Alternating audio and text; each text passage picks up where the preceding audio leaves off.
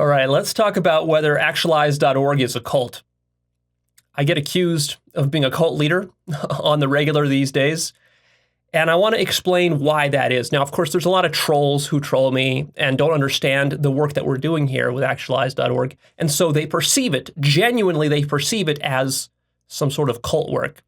It's really not, but I want to go into some detail to explain what this work is and how to distinguish it from cult behavior, and there will be some very deep epistemic lessons here that are actually very important for you to know. I'm not trying to communicate here with the trolls. I can't reach the trolls. They're not interested in having their minds changed. Their minds are closed.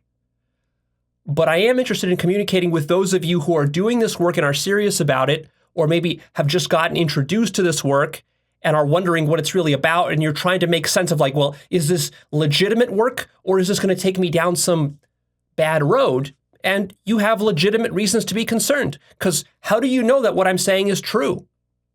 Are you supposed to just take this on as belief, as ideology? Where's the proof for all the radical claims that I make? And I do make some radical claims. So there's a lot to discuss here. Let's dig into it. So why do these teachings get labeled a cult? Why do I get labeled a cult leader? There's a tendency in our society that when you encounter somebody teaching something rather radical, which is outside of the conventional norm of mainstream thinking or materialism, or outside conventional religious teachings, or outside conventional scientific teachings, or what's taught in universities or at school, or outside the mainstream political spectrum. You know, there's a range in politics. You can be somewhat left leaning, you can be somewhat right leaning, but then when you go too far to either extreme, or you adopt some totally different thing as a belief system, as an ideology, then you tend to get labeled as a cult. So what happens is that there's a knee-jerk reaction that our mind has when it hears someone saying something which is very contradictory to the mind's view of reality. Because the mind thinks that its view of reality is true and correct. This is true for religious people and scientific people, theists and atheists and philosophers. It doesn't really matter what part of the political spectrum you're on or what you happen to believe. The core imperative and operating principle of your mind is that whatever your mind thinks, it thinks that is reality. Your mind thinks it has reality figured out. Now, this is not true at all. But reality for your mind is like 95% figured out, and then you think that, oh, well, okay, yeah, I'll be a little bit humble, and I'll leave 5% unknown. 5% unknown. No, you got that backwards. You got maybe 5% of reality figured out, 95% not at all. And that 5% you do have figured out, a lot of that is wrong too. But so what happens is that the mind, though, in order to maintain this illusion that it has reality figured out, anytime the mind hears anything that would deeply question the foundations of its reality, the mind is going to generally be closed to that idea, is not going to want to go down that road, is not going to want to genuinely explore that possibility, because that requires a lot of mental work. And it's also personally very threatening. And so instead, the mind needs to explain to itself somehow, because the mind's whole modus operandi is that it's constantly explaining reality to itself. Phenomena is happening, and if some phenomena happens that doesn't fit your preconceived frame for what reality is, you have to explain it away somehow. Like, for example, if you're walking down the street and a UFO flies across the sky, and you see that, but you don't believe in UFOs, and you think that that's all nonsense, and you spent the last 20 years of your life debating UFO people and telling them that UFOs are complete nonsense, and then you see one going across the sky, Now, for your mind, this creates a serious cognitive dissonance. You have two choices in your mind now. You either admit that you've been wrong your whole life and all your debates and stuff were wrong, or you make some kind of excuse. And usually it's much easier to make some kind of excuse or go into denial. And you might say something like, oh, well, that wasn't a UFO. That was just it was a new military spacecraft. Yeah, they were probably just testing some new military, or you might say, oh, it was just some, a weather balloon. Or it's like, oh, it's just some reflection off of some light source. Or my mind was playing tricks on me. I must have been hallucinating. Or it was just some kind of bird. You get what I'm saying. I'm not making any specific point about UFOs. I'm not telling you that UFOs exist or don't exist. I don't know about UFOs. I'm just using this as an example. We're going to generalize from this example. Your mind does this in all sorts of scenarios, whether it's a UFO or seeing a new kind of animal that you haven't seen before, or hearing some kind of new philosophy or way of thinking about reality. For example, if you grew up as an atheist and you went to school and university to be a scientist, under the materialist paradigm, believing that reality is just a material, physical system, mechanical system with a bunch of unconscious atoms bouncing around, something like this, which many scientists subscribe to, this kind of ideology. So when you hear someone talking about religious topics or mystical topics, your mind immediately interprets that as, those people are deluded. See, because your mind can't reconcile the possibility that maybe there are some things that religious people or mystical people are saying that might have some validity to them, because that would be very threatening to your whole way of life and your entire philosophy, right? So you don't really want to question your philosophy or way of life. You would rather just excuse that away somehow. And usually that's done by demonizing the person or the source, saying, oh, well, there's not enough proof, there's not enough authority, there's not enough double-blind, placebo-controlled studies, that's not coming from a university, that's not coming from Harvard, so whatever. You come up with excuses. Now, I'm not picking on atheists or scientists here per se. This is true of virtually all minds across the entire planet that have ever lived with their models of reality, right? So we're saying something extremely general and broad here. It's a meta thing. We're not talking about any one particular belief system or ideology and trying to disprove it or debunk it or say it's bad. Instead, we're trying to observe all of them operating from a sort of a higher meta perspective, and we're trying to see how in all of these cases, whether you're a Christian or a Buddhist or a Hindu or an atheist or a nihilist or a postmodernist or a capitalist or a socialist or a Marxist or whatever you subscribe to, there are general features of the mind which are at work, these deep features and structures of the mind, which are locking your mind down into that particular model or paradigm, and nothing else wants to open up or break through. And it's very difficult. So the whole challenge of this work and what Actualized.org is really all about, the reason we're talking about this mind stuff is because these teachings, you have to understand, these are meta teachings. That's what makes these teachings different than most other teachings that you see anywhere else. Most other teachings are trying to teach you specific content, and they're trying to get you to believe or persuade you into a specific way of thinking about reality, as opposed to others. So whether you're watching some YouTube video and the person's trying to convince you that Marxism is the right way to go and capitalism is evil, or it's the opposite, you're watching some conservative who's telling you that the communists are taking over and that that's bad. See, they're teaching you content. They're trying to get you to subscribe to some particular line of thought. And even with scientific sources, that's also largely true. They're trying to teach you a specific set of content. They're not really looking at the epistemics or the metaphysics of the situation that they're talking about.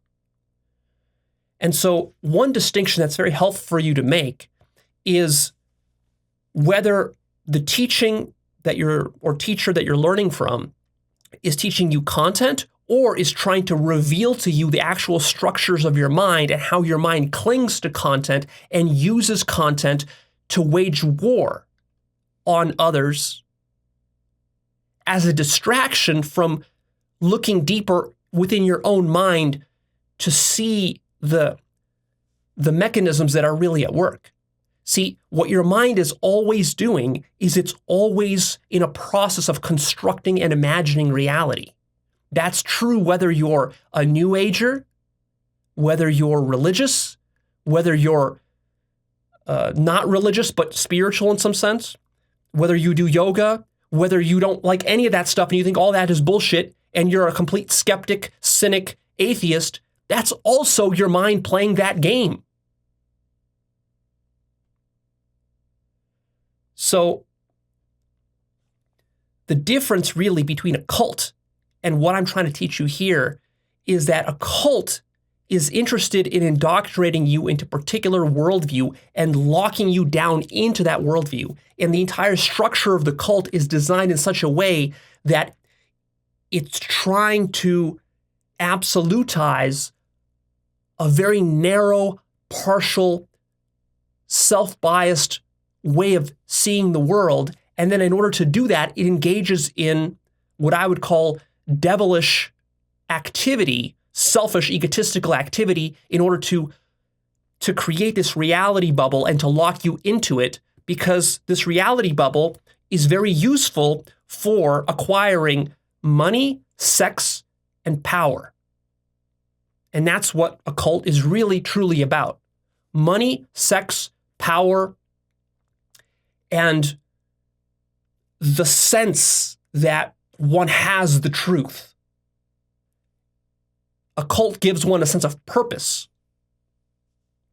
I actually have a two-part series where I go into depth about cult psychology, and it's very useful to study cult psychology. I specifically shot that series years ago. I shot it because I wanted to inoculate people against cult psychology.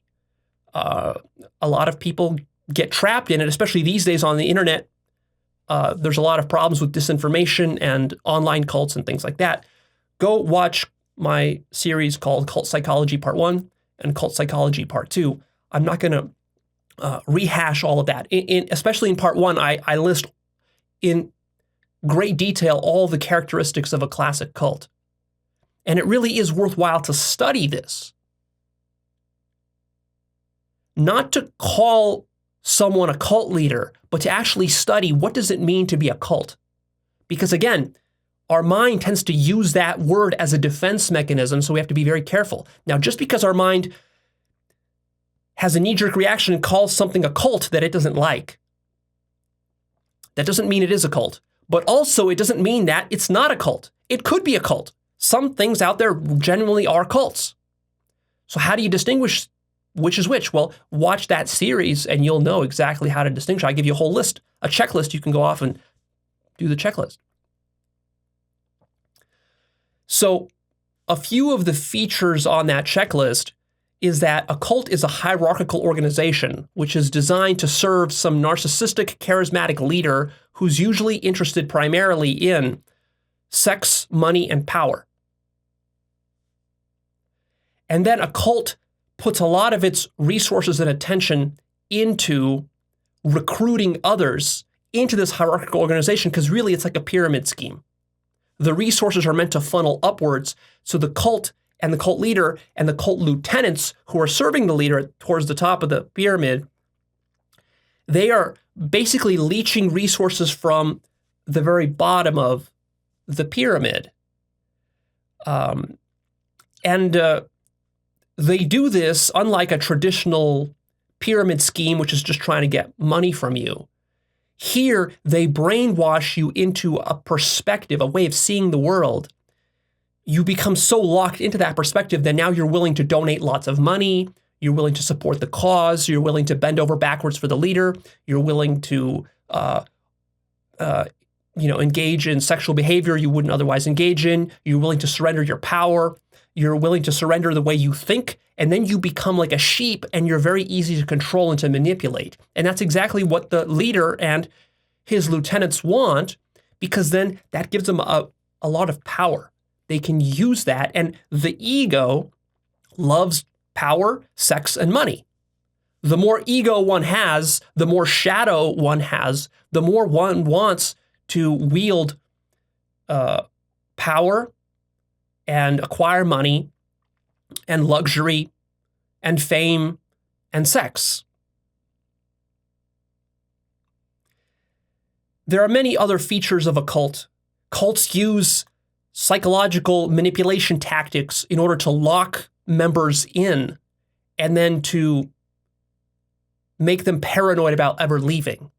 That's one of the classic hallmarks of a cult. Another one is that they try to isolate you from your family and from your friends so that you're easier to control.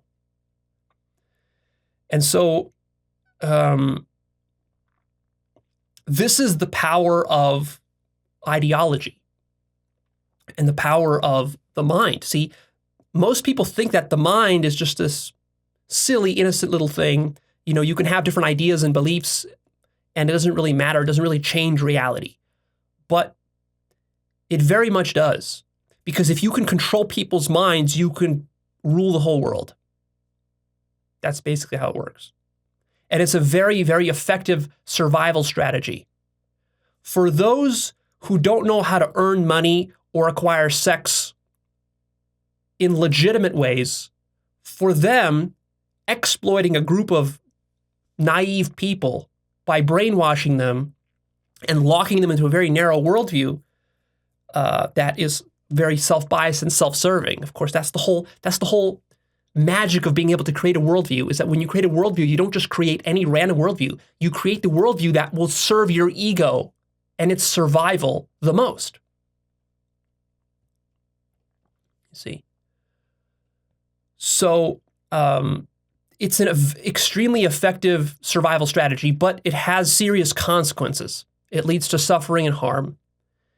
And perhaps the biggest problem from my point of view, or from Actualized.org's point of view, is that it leads one away from the truth. It leads away from consciousness. It leads away from genuine love. And a lot of times it's tricky because these cults, they don't advertise that they're doing this. These cults portray themselves to be the good guys. In fact, a cult tends to create a sort of a black and white, us versus them, we're the good guys, they're all the bad guys sort of frame, such that anyone in the mainstream is portrayed to be a fool. And that those who are in the cult are actually the ones who are in possession of the truth, and the ones who are really the good guys, the loving ones, the saviors of mankind. So it is very sneaky. But also you can see past these delusions and deceptions pretty easily if you're aware of what to look for, which I outline in my two-part series, Cult Psychology Part 1 and Part 2. So the biggest problem from my point of view with cults is that if you engage in cult thinking, you're never going to discover the truth. And the entire purpose of Actualized.org is to help you to have a clearer perception of reality than what is conventionally possible through regular school, science, academia, conventional political discourse. Almost any other source that you can learn from in society is not going to be sufficient to get you crystal clear perception of reality. And even when I say crystal clear perception of reality, even that is sort of a term that is difficult to understand the significance of that, because most of us think we have it. And most of us think we can get it if we could just keep doing more of the stuff we've been doing. Like, if I just read a few more books, I'll have a crystal clear perception of reality. Or if I just do a little bit more science, I'll have a crystal clear perception of reality. No, that's not how it works. To get a crystal clear perception of reality, what has to happen is you have to turn deeply inwards and you have to start deconstructing your mind. And you have to start to notice how your own mind deceives you. I have a whole series specifically on that called Self-Deception, Part 1, Part 2, Part 3, where I go into various self-deception mechanisms. So see, the difference between what we're doing here and a cult is that a cult actually actively uses these self-deception mechanisms to deceive you. Whereas what we're trying to do here is we're trying to reveal to you these self-deception mechanisms and to show you how you're deceiving yourself so as to make you conscious enough to inoculate you against not only the deceptions of others, but yourself. And if I were ever to deceive you, to try to deceive you, you would have the tools to be able to recognize that and to not be deceived.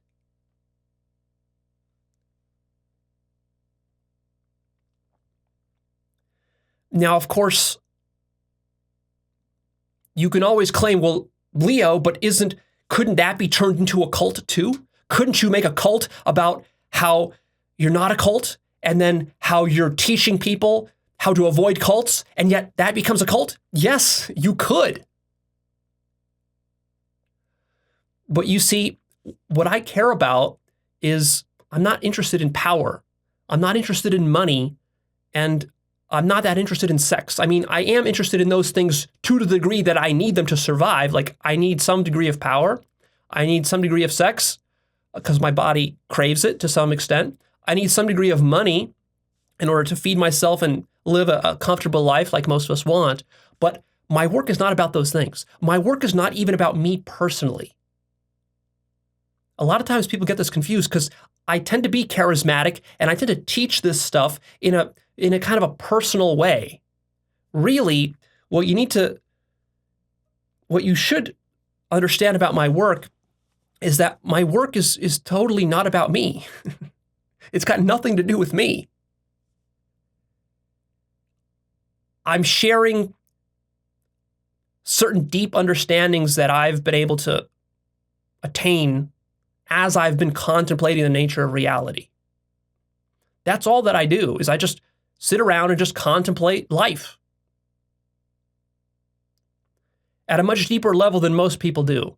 Most people don't do this, and quite frankly, it surprises me. It might sound like I'm trying to portray myself as someone special here. In a sense, I am special, but I'm only special in this sense that I'm extremely open-minded. I just sit around and I constantly contemplate reality. Like, constantly, 24/7 for my entire life. So in that sense, that's special. And I only recognize now, in retrospect, that it's special just because of all the people I've interacted with who don't do it. It took me a long time to recognize that. I thought that everybody did this. See, when I recognize that almost nobody in society is doing this, then I'm like, well, I could create a channel where a YouTube channel where I could share these insights with people, and they might be valuable to people. And so here we are. But there's nothing special about me. None of the things I say hinges upon me or my beliefs.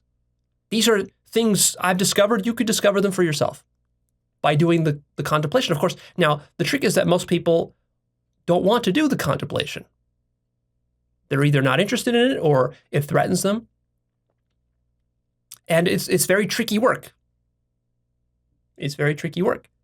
And I think I have some talents in this respect, but nothing that makes me super special. I mean, anyone can really do it if they really wanted to. Some people could be more talented at it, some people less talented. Probably depends on the structure of your brain, of your mind, how you were raised, and genetics, and many other factors. So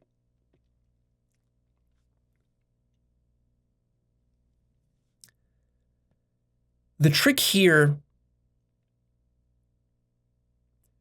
is that I was always aware from the very beginning when I started Actualized.org, I was always aware of the problem of ideology and epistemology. really, and I've been teaching it. The problem is that how do you get people interested in epistemology? It's a very nerdy, airy-fairy sort of topic that doesn't seem relevant to people. Most teachers who teach self-help, and that's sort of how I started this channel, is with just basic self-help teachings. They don't talk very much about metaphysics or epistemology because, frankly, it's not very popular. It doesn't earn you a lot of money. It's difficult to talk about. Most people tune it out. They don't see the relevance of it. But I was teaching epistemology from the very beginning because of how important I knew that it was to get us to the kind of deep levels of development that we want to reach. And I've been warning against ideology and belief systems. From the very beginning, I've been warning about paradigm lock. I've been warning about getting locked into a single perspective. I've been warning about going out there and studying a diversity of sources, not just my own. I've been sharing with you the various mechanisms that the mind uses to trick itself and to trick others. I've been trying to inoculate you against cult psychology and against ideology and against various political left or right belief systems and materialist belief systems and religious belief systems and even New Age belief systems and beliefs in general. I have episodes that cover all of these topics if you go back through my body of work. And so why did I do that? I did that precisely because I'm very cognizant of how easy it is for humans to fall into ideology and into cult dynamics.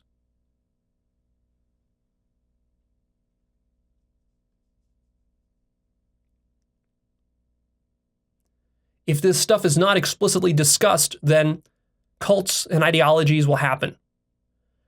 And in fact, these mechanisms are so dangerous and so pervasive that even if this stuff is discussed, it will still happen.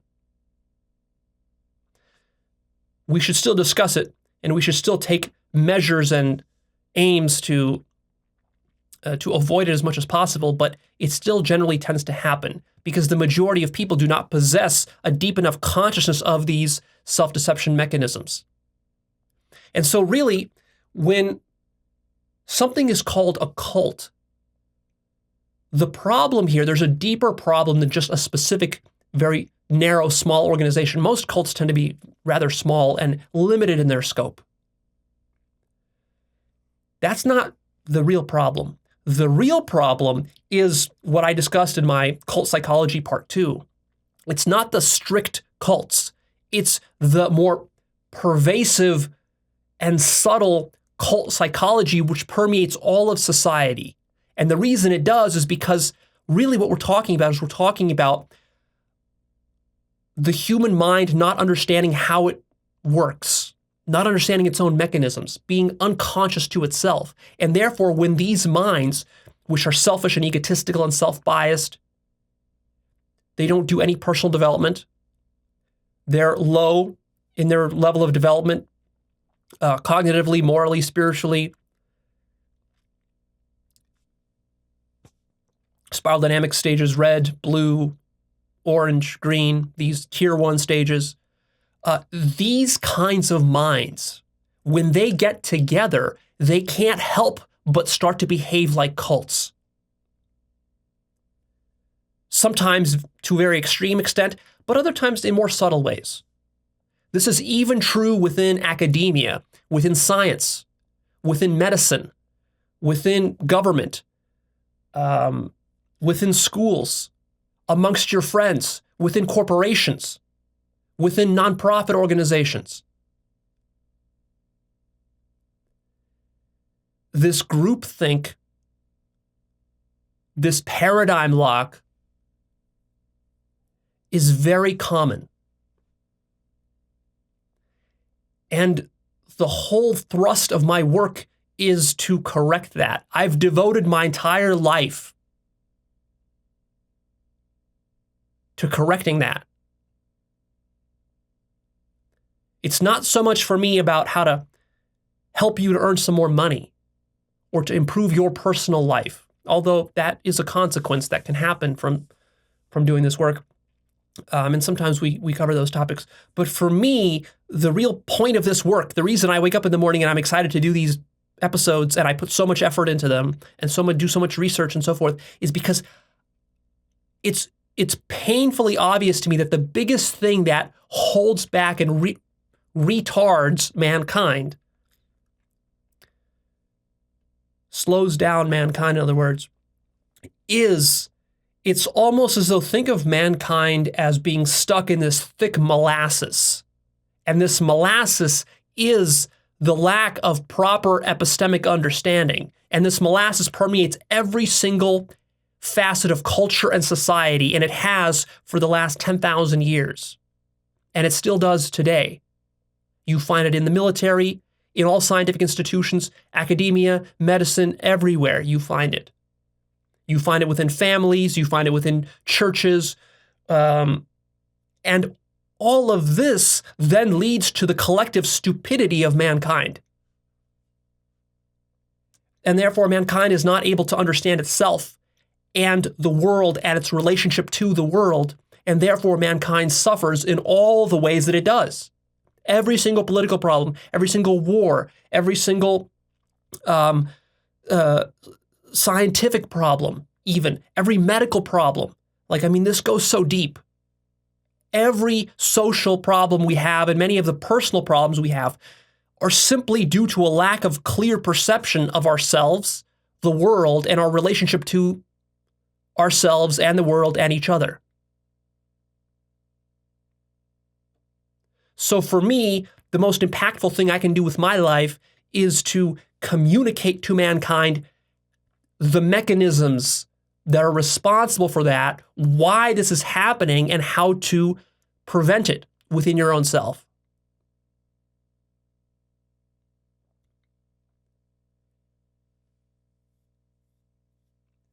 But the problem, of course, is that changing this is extremely threatening. It's threatening at an individual level and it's threatening at a collective level. You might wonder, well, why are we stuck in this molasses for the last 10,000 years? Surely someone would have seen it, pointed it out, and then we would have just solved it within a generation or two.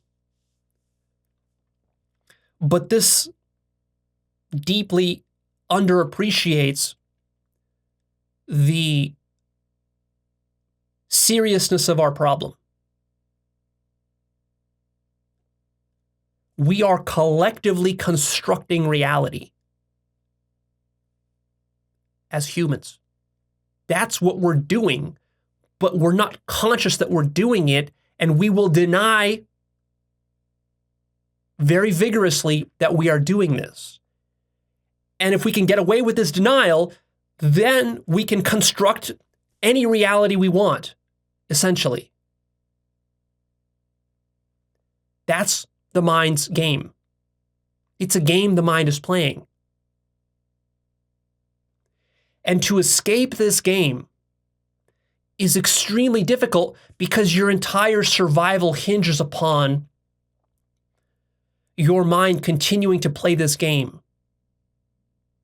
So it might seem innocent at first, like, oh, okay, yeah, Leo, this sounds like a good idea. Let's just grab mankind by the hair and pull everybody out of this molasses and free ourselves of this delusion, collective delusion that we're all in.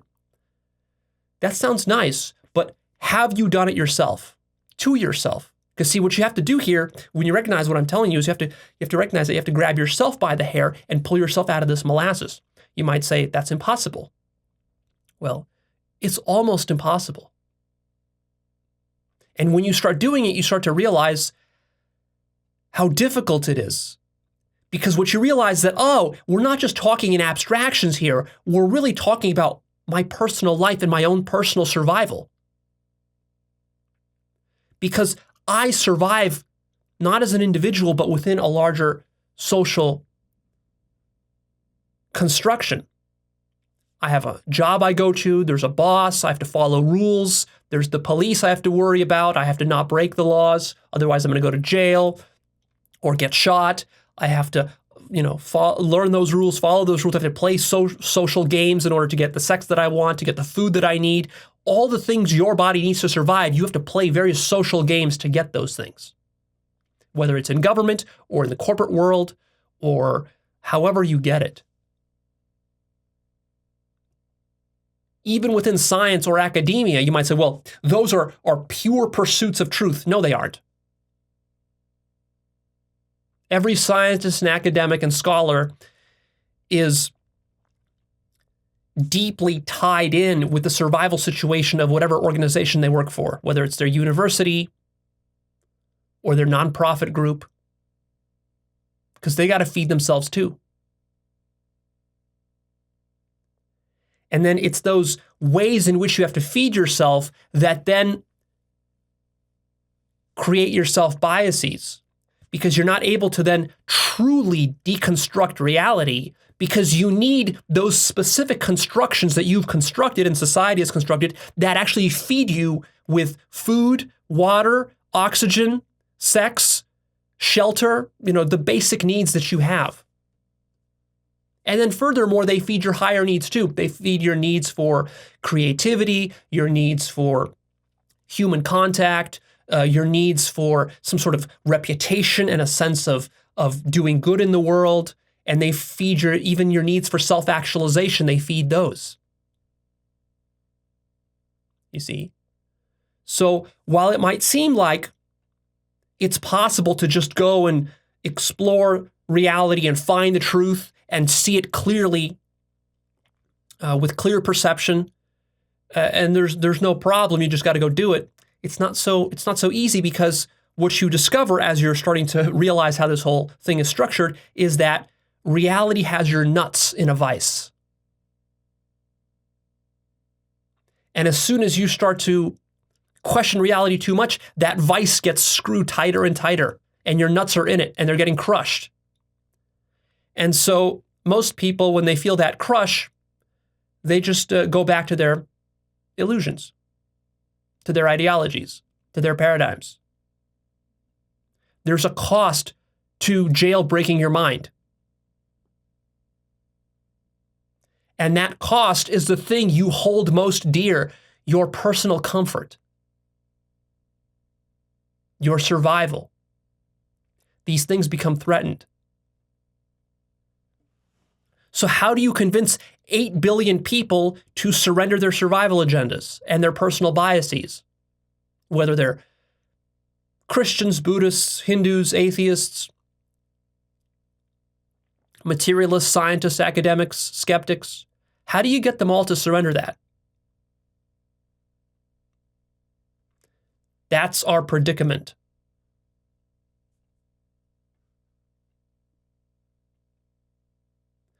So I've taken great lengths, actually, to make sure that Actualized.org never becomes a cult. Let me explain some of those measures that I've taken. First and foremost, just teaching this stuff and explaining it in very clear fashion. Really focusing a lot on epistemology. That's perhaps the biggest measure that I've taken. But other measures that I've taken is that I've actually sacrificed my own personal success and the success of Actualized.org in order to not have it turn into a cult. At the level that I'm at with YouTube, with the amount of subscribers I have and how many views I can get, I can easily create shallow content that will funnel people into a hierarchical structure. If I wanted to, I could create a whole organization around this work. If I really wanted to, I could trick millions of people, if I really wanted to, into joining this organization, building this pyramid scheme, funneling the resources up. I could select a few lieutenants, 5, 10 people who would be my loyal lieutenants, who would also get some of the perks and benefits. I could pay them nice salaries. I could pay myself a huge salary. I could ask for huge donations, charge for all sorts of stuff. I could publish, merch and t-shirts and coffee mugs and doormats, and then I can do sponsorship deals, and I can do course upon course upon course. I can funnel you into courses that will cost $1,000, $5,000, $10,000. I can do mastermind groups. I can charge thousands of dollars for those. I can create an exclusive tier that you can join. I can start to get you to recruit others to create this sort of affiliate program. I know how to do all that. I do none of it. I sell a book list. I sell one course. That's all I sell. I have some advertisements that are just a natural part of YouTube. That's it. That's all the monetization I've done. Because the majority of my attention goes into producing substantive work. For me, it's not about building this organization. In fact, I have no employees. You think that's an accident? You think I'm just, what? I'm stupid or I'm lazy? And I don't understand that I could turn Actualized.org into a 10, 20, 50 employee company? I could easily do that. I don't. And it costs me. It costs me power. I have less power because of this. It costs me money. I could have millions more if I did this. And it costs me sex too. I could get laid so much more. And the quality of who I get laid with could be so much higher if I did this. Because I could just, pick out the best from this giant group. So there's so much that the ego could gain from doing such a thing. And a lot of YouTubers, that's what they do. Once they get pretty successful, they get over 1 million subscribers or whatever, and then they start to, hire employees. They start to, get serious about it. They do merch, they do sponsorship deals and all this sorts of stuff, right? Why do I not do this? I deliberately resist hiring people. I have more work to do. There's a bunch of stupid work that I don't even like doing that I have to do simply because I don't hire people, because I'm concerned that if I hire people, then I'll want to hire more people. Then it'll turn into an organization. Then I'll have more mouths to feed. I'll be responsible for feeding all the people in the company. Then that will require me to sell out on my work, to do more of these sorts of tactics and turn this more into a business than it is just me sharing wisdom with you one-on-one. I deliberately try to keep it small. Because once these ideas are turned into a business, that will then start to turn into a cult. Those are just the natural pressures that any spiritual teaching falls under. And not really just spiritual teachings, but even if you don't like the idea of spirituality and you fancy yourself just a materialist, scientist, atheist, academic, academia has this problem too. Once you join academia, once you get paid from academia, you're part of the university system. That's it. You're part of this pyramid scheme that is the university system, and all the devilry that comes with it, all the overpriced textbooks and yearly edition updates that universities do, which are just a pure scam, the scams that they do with the student loans, and the whole thing of just pressuring kids into these universities, even though, they shouldn't go, or they would be better off just learning by themselves. No, you're going to take on tens of thousands of student loan debts that you'll be paying off for the rest of your life. It's a pyramid scheme. That's what academia is. And even if you're working at Harvard, let's say, or MIT or Caltech, one of these very prestigious universities, and you're working in, and you have your PhD and you got your tenure position, the only reason you're able to have that tenured position and do the work you do is because these universities have this pyramid scheme structure, and basically you're leeching off of your students. And then, of course, they have giant endowments. Like, for example, Harvard, has a multi-billion-dollar endowment. Where do these monies come from? This money comes from businesses and corporations which basically bribe Harvard in order to keep churning out Harvard graduates such that these Harvard graduates then occupy the top positions of power in business and in government and in society. You see, even though it's academia oftentimes is sort of masquerading as though it's above survival and it's just teaching you truth. The truth is like a tertiary concern of academia. In academia, the primary concern is the fundraising and maintaining the reputation and getting their graduates into higher positions of power within society, because that reflects better on the university. The university is surviving. The university has a collective ego. See my episode called Collective Ego, where I talk about that. Corporations have collective egos. It's not just the CEO of Amazon or Microsoft or Apple or Google or whatever company you might hate, Facebook, AT&T, Verizon, whatever it is, Disney. It's not just that the CEO is some greedy capitalist who's trying to, make himself wealthy. No. You don't understand the depth of the problem. The depth of the problem is that the corporation itself has taken on a life of its own beyond the CEO. No CEO controls any of these giant corporations anymore. These corporations are like Frankenstein monsters that have taken on a life of their own beyond any individual employee. And these corporations, they're trying to survive because they're fighting with each other in the same way that animals try to survive in the jungle or in the forest at each other's expense. In the same way that you try to survive as an individual. It's just happening at a higher level with organizations, corporations, government entities, the military, nonprofits even, spiritual communities. They all have collective egos. So see, what I do is I don't, at least I haven't at this point, I haven't given any opportunity for a collective ego to develop, at least as part of the Actualized.org official organization. Now, of course, we have a forum where we do have some collective ego going on, as all forums do. And we have sort of a loose community of people who follow this work. And of course, you guys, chat with each other in the comment sections and so forth. So of course, there's that. But I mean, what I want you to understand is that these dynamics are so deeply ingrained into how humans behave that they're virtually inevitable.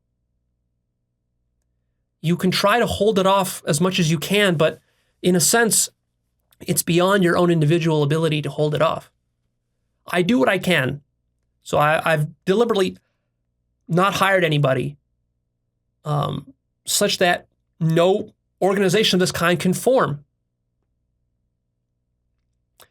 Now, that doesn't mean I won't hire people in the future. The reality is that to run this business and channel properly, I do need to hire people probably at some point. But even when I do, I'm going to keep it very small.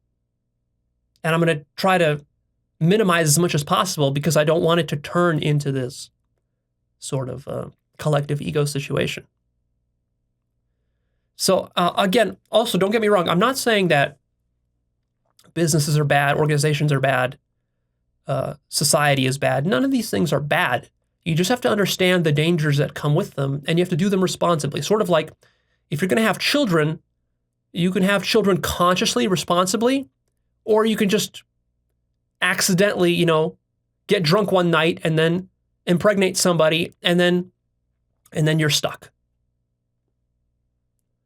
So it's not that having children is wrong. It's just that having them unconsciously is probably not very wise. Likewise, you can start an organization. It's okay. There's no problem with starting an organization. Just be very mindful of how easily your organization will lead to devilry if you're not very conscious in leading that organization. And then also keep in mind, once you're dead, even if you did everything perfectly, once you're dead, that organization is going to take on a life of its own. And you won't be able to control it. So this has been true with every single spiritual teaching ever in human history. Christianity, Judaism, Buddhism, Hinduism, Jainism, none of them are above this. But it's also been true for every university, every academic pursuit, every scientific organization, every nonprofit organization, every government. It's also been true.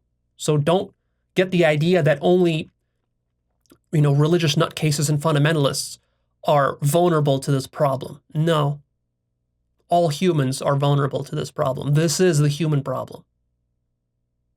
And it's not just humans in the abstract that are vulnerable to this problem. You specifically are highly vulnerable to this problem, and you're doing it, and you're not conscious of how you're doing it.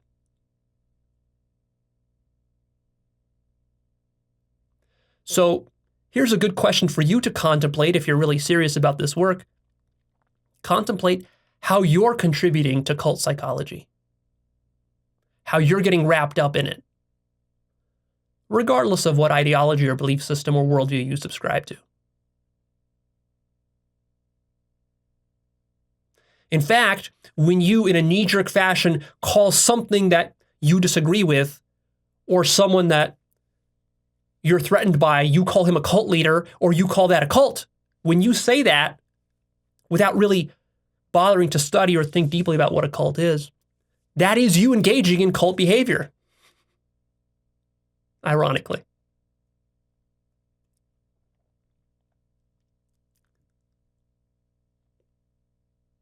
Because you see, the cult of mainstream society has taught you that anything that contradicts mainstream society's perspective must be a cult. That's what your culture has taught you. Mainstream society has defense mechanisms because mainstream society is the giantest collective ego of them all. It makes corporations and nonprofits and religious groups pale by comparison. The cult of mainstream society has very powerful defense mechanisms to get you to stay locked within that cult.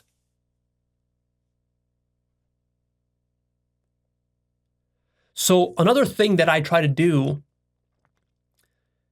to inoculate you against this cult problem is that I try to teach the relativity of all perspectives. And I try to expose you to many perspectives. I don't just teach from the Buddhist perspective, or the Advaita perspective, or the yoga perspective, or some Hindu perspective, or some Christian perspective, or some scientific perspective. I've taught you a little bit from all of them, but more importantly, we've gone meta on all of these as well, right? So that you can see the world through all these different lenses, and I keep pushing you to explore more and more lenses to see the world from, because the more I know that the more of them you see, the more you'll realize, like, oh, these are just lenses. One is not better than the other per se. I can become good at swapping out these different lenses and looking at the world in different ways, and then I can sort of go meta, and even ultimately the hope is, if you're going to jailbreak your mind fully, you will be able to look at the world without any lenses at all and see what that is like. But the problem is that most people think they're looking at the world without a lens when actually they are. They're just not aware of the lens they're looking at it through. But there is a possibility of seeing reality without any lenses. And that's such a radical possibility that really that's why people call me a cult leader, is because I have made some radical claims about God, about the nature of existence, about the nature of the self and others. And some of these claims, when taken completely out of context, out of the entire body of my work, which is over 300 hours of content. And by the way, these 300 hours of content is still just the tip of the iceberg of what I really understand and want to teach about reality. It maybe I've put 5% of my understandings down on video. The other 95% are not recorded yet, and maybe never will be, because some stuff is just too subtle to record or to even communicate with words. But anyways, But even that tip of the iceberg, 300 hours, you have to really get deep into this work. It's easy to take a fragment here, a statement there, and then take it out of context and then make it seem like it's some sort of a, crazy teaching. Well, reality is a radical thing. Yeah, sometimes my style is that I put things very bluntly and provocatively. I deliberately like to provoke because it gets the mind out of its dogmatic slumber, as Kant would put it. And so as it turns out, when you get a glimpse at reality without any of your lenses, without any of your models, without any of your belief systems, without any of your ideologies, you go meta on all of that, and you see reality absolutely. To see reality without any lenses is to say that you see reality absolutely. When you see reality absolutely, and that is possible, that's such a shocking and radical thing that when you put it into words, it sounds insane to ordinary people, to people who are just normies, we might call them, part of just the mainstream society. It seems insane to scientists. It seems insane to academics. It seems insane to politicians. It seems insane to doctors and researchers. It seems insane to religious people too. It even seems insane to New Age people. I was dealing with some health issues over the last year, and I tried everything. I went to all the conventional doctors. I went to a bunch of alternative doctors, trying to fix my gut issue. I had some bacteria infection in my gut. And so before I figured out what it really was, I was going to all these different doctors trying to figure out what the hell was going on. I wasn't feeling very good. I did some experiments. I went to some psychics and to some really New Age people, right? Because I wanted to experience that end of the spectrum. Because, I did all the traditional doctors. They didn't really help me. So I did some very extreme kind of New Agey stuff. And it was a great experience because it taught me actually a lot about how New Agers think and the various traps that they fall into. But, I was sitting in the office of this New Age sort of psychic healer type of lady. She was like in her 60s or late 50s or something. And she was trying to help me with my health stuff. We were kind of going through various ideas. I thought maybe she could give me some idea that I could, maybe run with that. Maybe she could help me in some way. So I did that. And then somehow we got on the conversation of God, and she was telling me about God this, God that. And I'm sitting there kind of smiling at her, and I'm just like, and this is going to sound kind of arrogant, but I was like, oh, you mean me? I'm God. She's like, no, you're not God. I'm like, yeah, I am. I'm God. And she's like, no, you're not. And then rather than getting into a debate about it, I just said, okay, you're right. You're right. I'm not. But see, even to a New Ager psychic person, when you tell them that they're God, they don't accept it. They can't accept it. They think that they're a part of God. They don't realize that they are the full God. They can't accept it.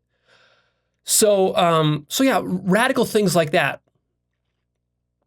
You discover radical truths.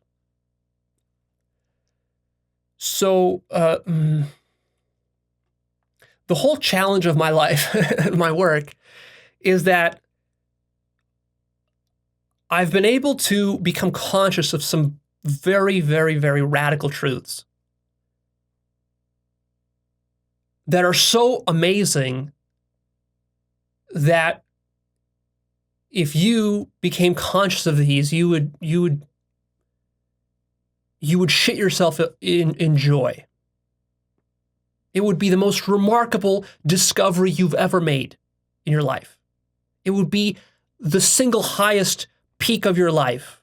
Everything else you've done in your life would be worthless compared to this level of understanding. That's how remarkable this understanding is. And I'm trying to share that with people, but the challenge is, how do I share that with them when they are so wrapped up in this molasses of cultural indoctrination that all of us were, born into and grew up in. And I'm not immune to that. I was also indoctrinated into that same molasses. And I still am every day. Every YouTube video I watch is trying to indoctrinate me into some worldview.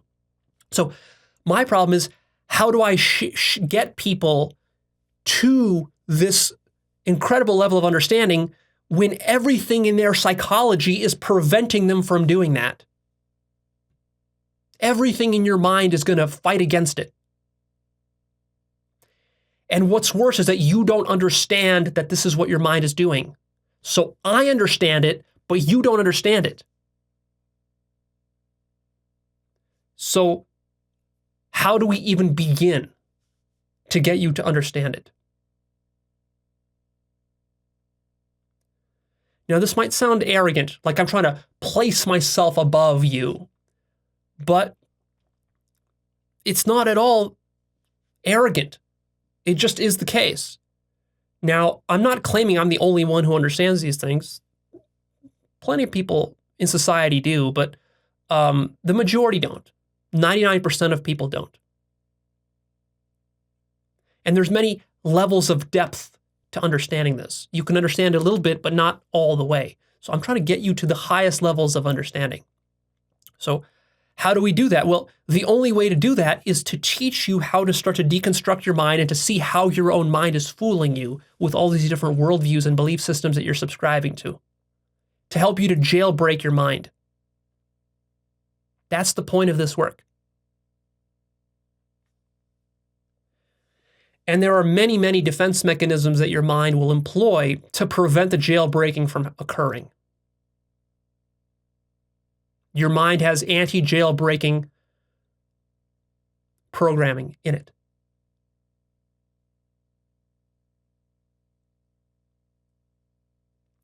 So every one of my videos, essentially, its purpose is to chip away a little bit, episode by episode, we chip away at your mind a little bit more, a little bit more, a little bit more. Over months and years, we chip away until your mind starts to realize how it's fooling itself. And once you're becoming conscious of that, after a certain extent, you can no longer fool yourself ever again in that same way.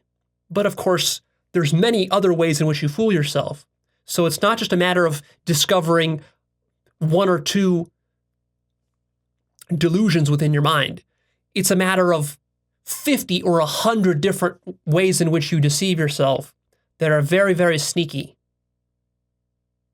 And it's a matter of unraveling those. And as you do that, your sense of reality crumbles. Because ultimately what's going on here is that you are God constructing the entire universe. You've constructed human life. There is no human life without you constructing it. There is no society. There is no culture. There is no science. There is no medicine. There is no academia. There is no government. There is no such thing as money. There's no such thing as anything unless it's constructed by a conscious mind. There are no atoms and molecules until your conscious mind constructs them. That is simply what's really going on. Reality is imaginary.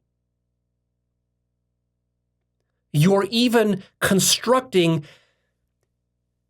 this video. This video is imaginary,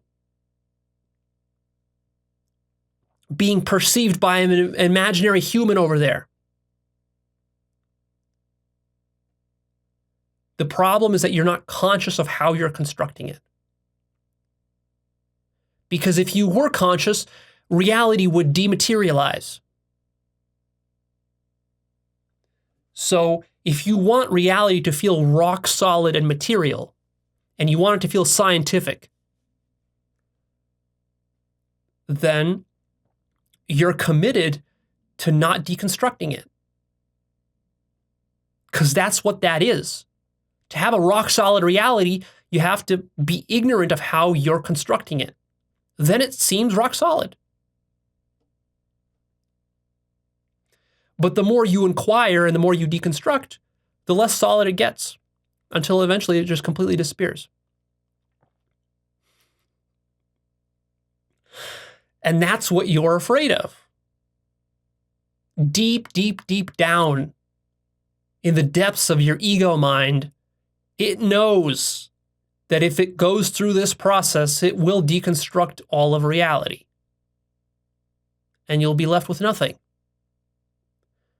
And your ego doesn't like that. So it's playing a game of defense against that happening. And the entire functioning of society depends upon this. Without this constructive force, there couldn't be government. There couldn't be an economy. There couldn't be businesses. There couldn't be organizations. There couldn't be a legal system. There couldn't be police. There couldn't be military. There couldn't be war. There couldn't be marriage. There couldn't be religion. There couldn't be science. So if you are attached to any of those things existing, you see, you're more committed to their survival than you are to the truth, or to seeing reality how it is, or to understanding the nature of reality. And that's how most people are.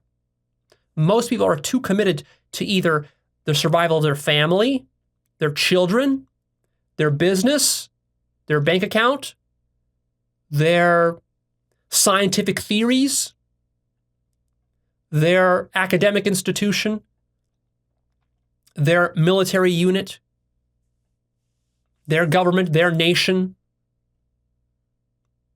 their tribe, their state.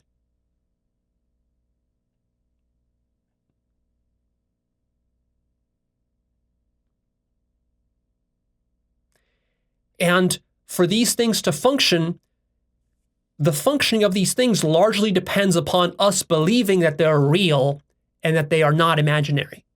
So see, like money is the perfect example of this, because everyone understands intuitively, like if you think deeply about it, that money is a total illusion.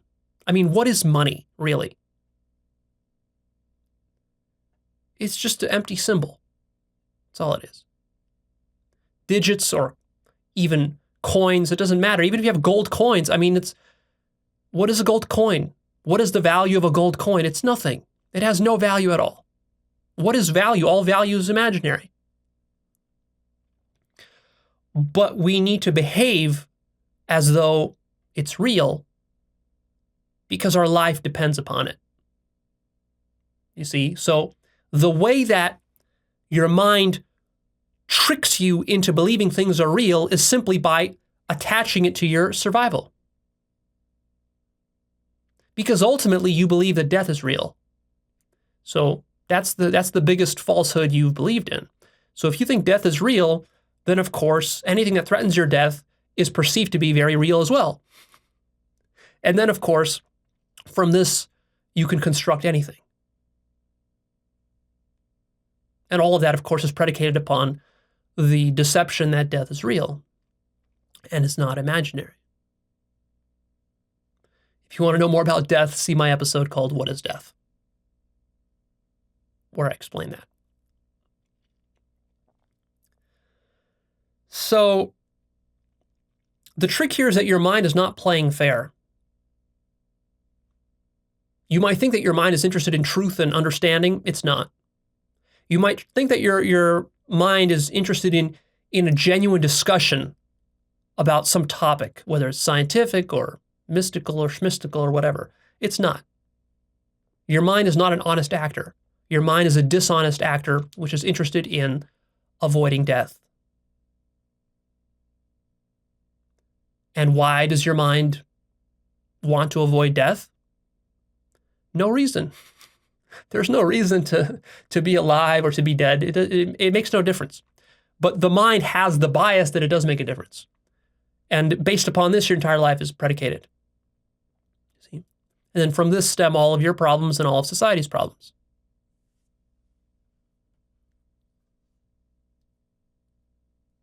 Now, of course, just saying this already opens me up to the criticism that, Leo, you're running a death cult. Because, isn't it a common trope among cult leaders to talk about how, oh, death is not so bad, drink the Kool-Aid, and all this, and then, why don't you just kill yourself? But that's not what I teach, of course. To say that death is imaginary is not to say that you should kill yourself. There's no self to kill. This is not some sort of a nihilistic philosophy. It's just that you've never questioned the nature of what death is. You've just always assumed that death is real. Right? So don't get me wrong. Nothing I say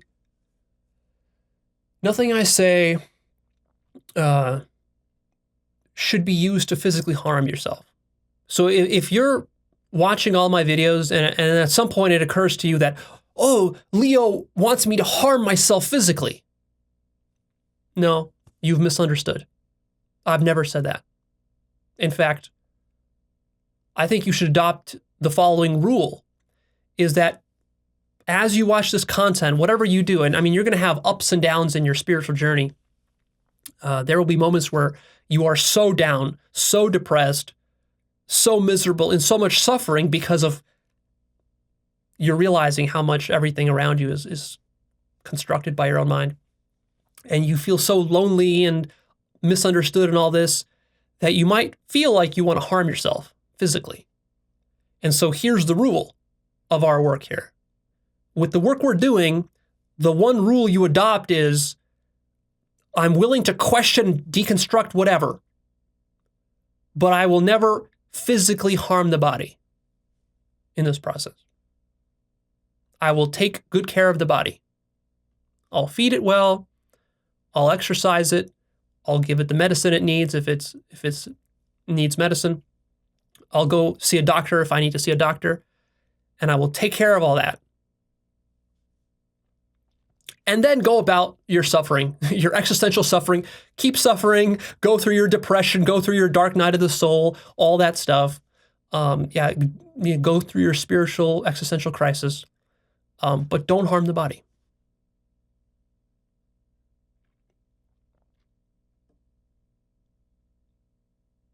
You see, because one of the ego's last ways of latching onto and holding power over you is that when you go deep enough in the spiritual journey, there's going to be sort of a fork in the road where here is ego death and here is physically harming the body and the death of the body. And so there's going to be this sort of fork in the road. And some egos are so dense that they would rather physically kill the body than to relinquish the ego and have the body free of the ego. And so what we want to do is we want to cut off this possibility of harming the body. Let the ego suffer until its own suffering destroys it. But if the ego's suffering gets so bad that the ego wants to lash back out at the body and project it all on the body and hurt the body, you've screwed up the process. See, there's a difference between saying, I want you to die, the ego, versus saying, I want your body to die. Actualized.org, all these teachings have nothing to do with the body per se, but it is about the death of you, the ego, you, the human, you, the biographical self. So what I mean by ego is the biographical self. It's the idea that you were born in a certain place, at a certain time, in a certain world, to certain people, in a certain family, you went to a certain school. That whole biographical story you're telling yourself, that's the ego. That's the false self. So we're trying to deconstruct that without physically harming the body or ruining your whole life. I have another episode specifically devoted to the various problems and traps and dangers of doing spiritual work. It's called The Dangers of Spiritual Work. Go check that out. I give some cautionary advice there because the truth is that this work is dangerous. See, people want to understand reality. They want to do science. They want to understand consciousness. And they want to do it all in the comfort of their own armchair. And to have it all be safe. But it can't be safe. You see? It has to be dangerous. Because we're talking about survival here. The construction of reality is not just something you're doing just because you like to fantasize. You're doing it for a very deliberate, purposeful reason. You're doing it to survive. And danger is just a facet of survival. What you call dangerous is that which you feel or perceive as hindering your survival. So if you're using your mind to construct a fantasy within which you're living, which helps you to survive, of course, the deconstruction of that fantasy will be perceived as extremely threatening by your own mind, by you. So to tell someone who was born in the Middle East and grew up a Muslim from a little baby for 30 or 40 or 50 years, he grew up in that culture, to tell that person that Islam is a fantasy. This is one of the most threatening things you can tell to that person if he was to take it seriously. So usually if you told him something like, oh, did you know Islam is a fantasy? He's not going to entertain that seriously for even a second, because if he did, he would have an existential crisis. His whole life would collapse. Because his business, his family, all his religious activities, his social activities, his friends, his company, his government, everything, his entire culture is completely soaked through with Islam.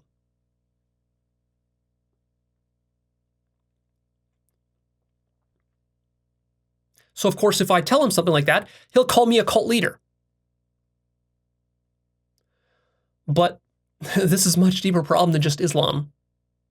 It doesn't matter if it's Islam, Christianity, Buddhism, Hinduism, or materialism, or science, or atheism, or skepticism, or cynicism, or nihilism, or postmodernism. It doesn't matter. It all functions like Islam.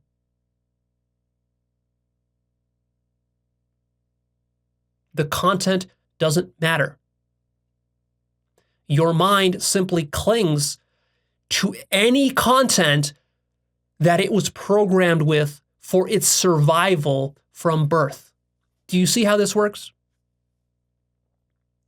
Why does the mind get attached to Islam in a Middle Eastern Arab culture? Because to survive in that culture, this has been true for the last 1,500 years. 1.5 millennia, it's been true that to survive in the Middle East, you had to subscribe to Islam. You couldn't really have an effective survival strategy otherwise in that part of the world for deep historical reasons. Likewise, it's true that for millennia, to survive effectively in Europe, you had to be a Christian.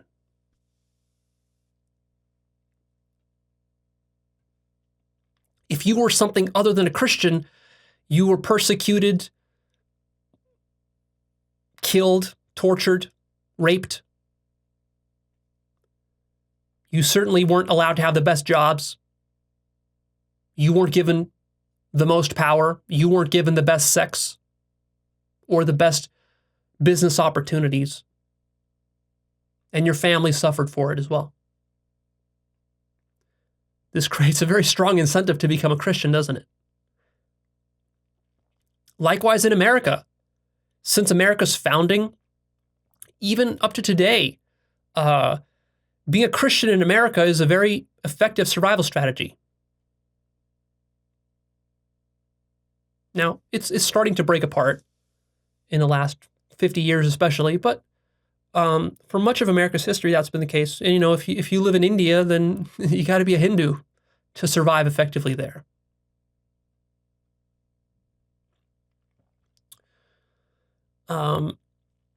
So you see, what happens is that what part of the world you are born in and the era that you're born in, the generation you're a part of, there's a certain constructed fantasy that each of those cultures and eras have that are the sort of consensus fantasy that we all subscribe to in that part of the world in order to live effectively with each other. Based upon this collective fantasy, we're able to generate some legal system, some police, some military, some economic systems, some business rules and etiquettes, ways of treating each other so that we don't all kill each other. And then when you're born into it, you're like a fish in water. And you're forced to adopt it, because if you don't adopt it, you're not going to get food, shelter, sex, love, approval, status, reputation, fame, money, business opportunities. You won't get any of that. You'll be an outcast. Most importantly, what you won't get is you won't get love. And that's the number one thing you need as a child. I mean, even as an adult as well, but especially as a child, in your first 20 years, from 0 to 20, what's the thing you need the most? You need love. If you don't get love in those first 20 years, you're going to grow up to be a mentally ill, borderline psychotic, sociopathic criminal. If you don't get the required love you need. See? So in a sense, you're, like I said, as soon as you're born, your nuts are in a vice. And then the people around you squeeze that vice. They crank it a little bit more and more and more. This happened to you in your family, happened to you in school, happened to you in high school, happened to you in university as you were growing up, happened to you at your first job that you got. It happens so subtly that most of us aren't even aware of it. We get locked into this reality bubble of our culture and the era that we're living in, and then we take that as reality in the world and as truth. We confuse survival with truth. Really, this reality bubble is just how that particular group of people are surviving in that particular environment at that particular time in human history. And of course, we have all these different bubbles. If you go to different parts of the world at different eras in history, you will discover completely different bubbles. Compare the bubble of ancient Egypt to the bubble of ancient Greece, to the bubble of ancient Rome, to the bubble of ancient China, to the bubble of today's China, to the bubble of America today, to the bubble of Europe today, and all these different cultures and countries.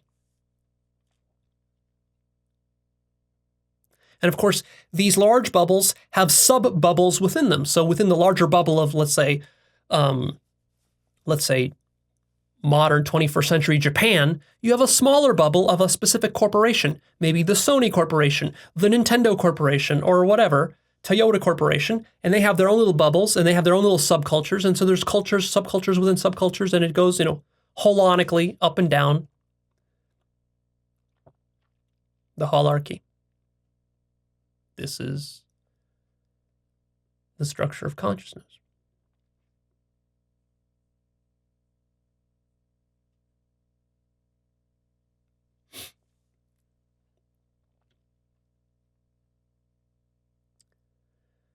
So the more you start to understand what I'm explaining here, this meta stuff, the more inoculated you become against cult psychology. But it's still tricky. You're never completely immune to self-deception. Nor should you expect that I am completely immune to self-deception. As I've explained in detail in my self-deception series, part 1, 2, 3, especially part 3, I really stressed at the end of that series that just because I'm able to articulate many of the ways in which we deceive ourselves, and I'm able to articulate those things because I've studied them within myself a lot, and also within society at large, just because I'm able to articulate that, that doesn't mean that I'm perfect at spotting my own self-deceptions. In fact, I told you that the whole key to self-deception is that you really mostly have to worry about your own self deceiving you.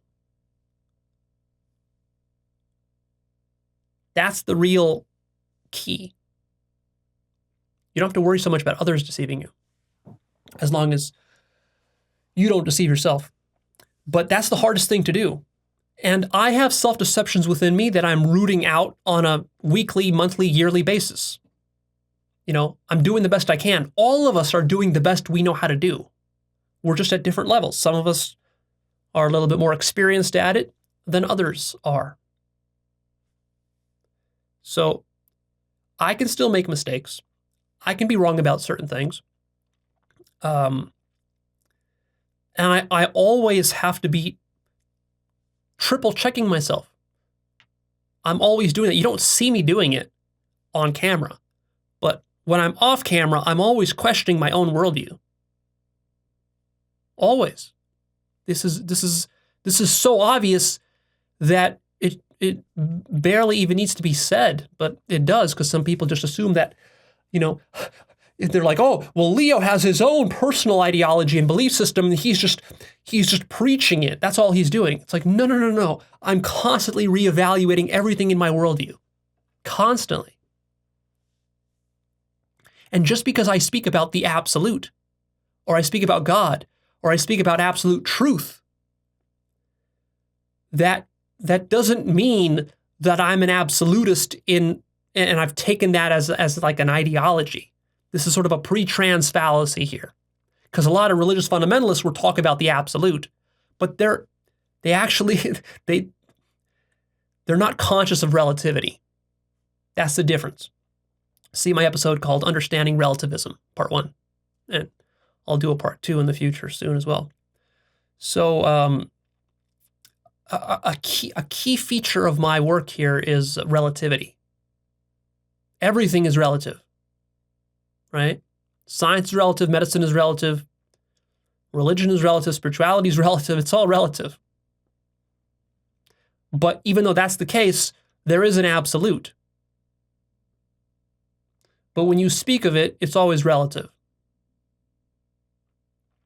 I'll have a specific episode about that, because it's confusing to people. It's tricky to explain.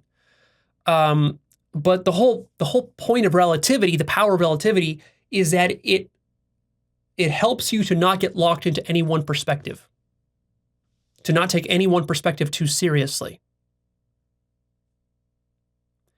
And that's precisely the opposite of a cult, because the entire function of a cult is to create a system of defense mechanisms to preserve a reality bubble, to the exclusion of all the other reality bubbles.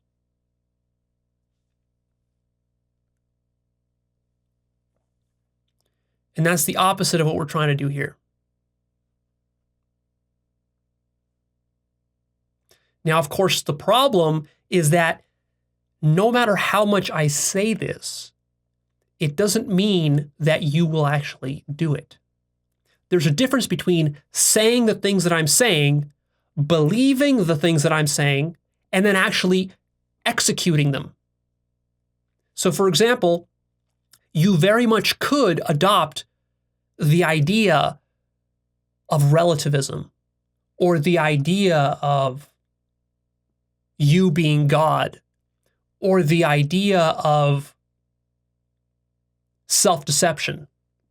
You could adopt all of these as an ideology. You could just believe in these things. You could even create a church You could create the church of self-deception, where you go every Sunday and you discuss all the self-deception mechanisms in all the ways in which people are deluded. But as you're doing that, you're still not conscious of your own self-deceptions. That's totally possible. And I'm very wary of that situation, which is why I take extraordinary measures not to do that. I could create something like that. I don't. And in fact, I advise and caution you against doing that yourself.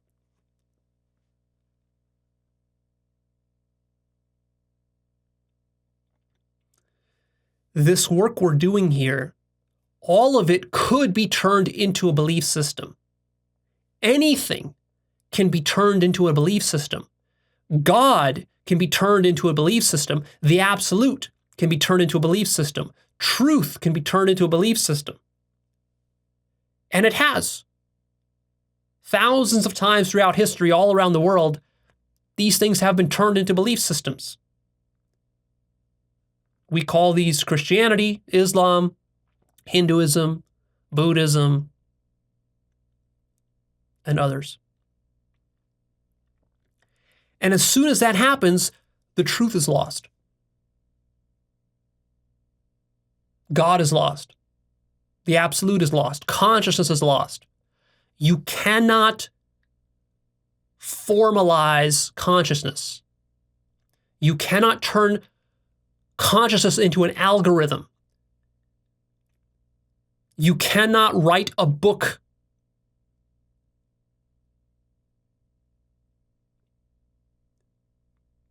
That is the same as being conscious.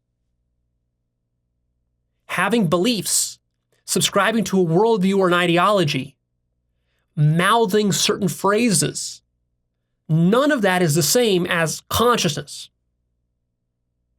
Even talking about consciousness is not the same thing as consciousness.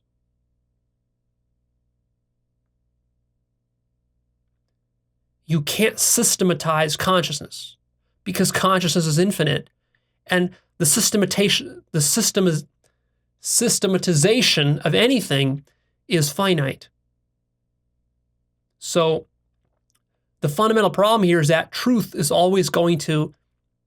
a capital T, is always going to escape any attempt at encapsulation. And any attempt to encapsulate it, to symbolize it, to formalize it, to make it into a technique or a mechanical method will always lead to evil and devilry.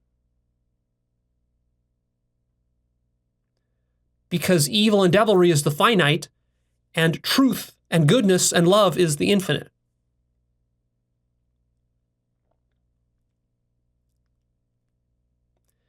It's the difference between reading books about surfing, having beliefs about how great and wonderful surfing is and how good you are at surfing, and actually being on a board in a giant wave in the ocean,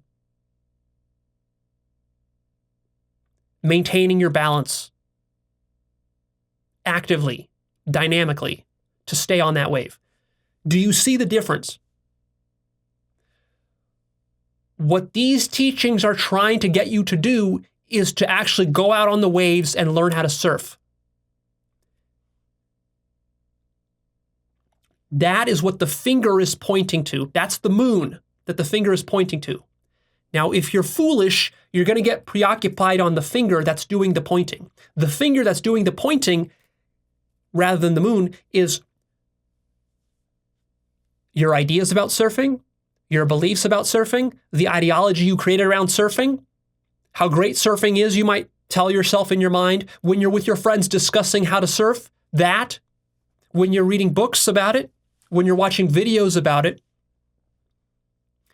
all of that is not surfing.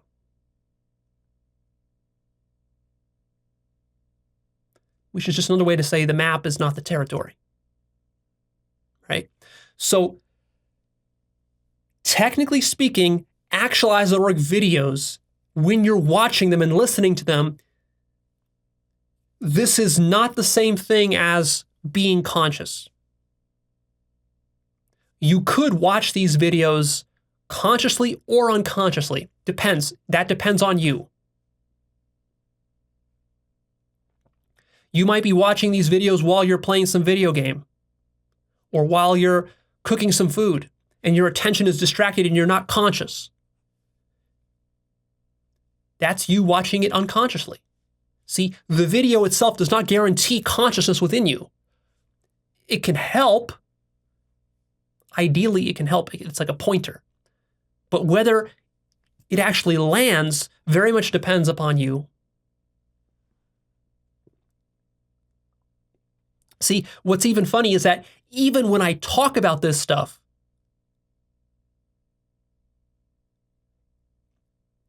even when I'm in the middle of teaching right now, even right now, it's still not consciousness because I'm just teaching it right now. I'm trying to get these words out. My focus right now is not on being conscious. My focus right now is in communicating the words properly to you. These are two distinct pursuits.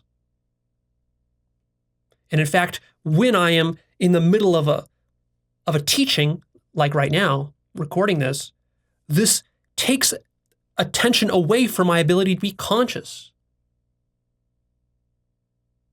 I'm not really fully conscious when I'm recording these videos because the opportunity isn't here. I need to be able to tell you things. When I'm most conscious is when I'm off screen. You don't see me in my most conscious. You see me in my least conscious when I'm teaching.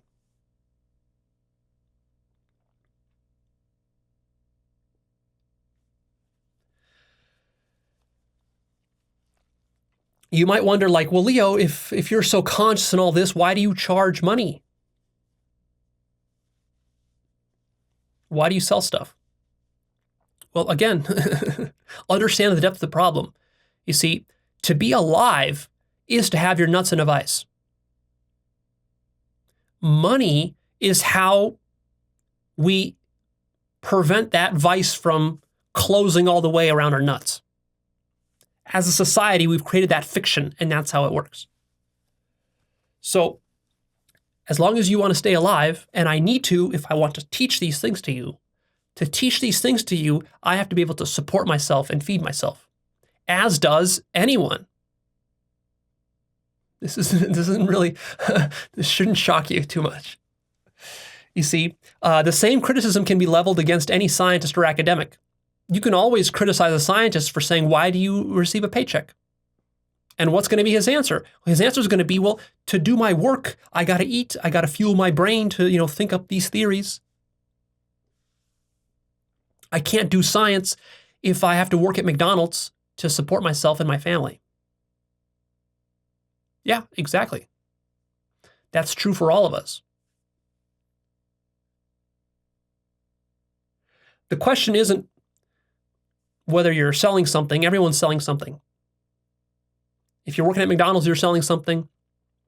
If you're in any job, you're selling something. Even if you don't have a job and you're a housewife, you're still selling something. You're selling your reproductive ability as a housewife, or sex, or something like that, companionship. You're always selling something to get something else so that you can survive. Your survival is coming from somewhere, whether you're,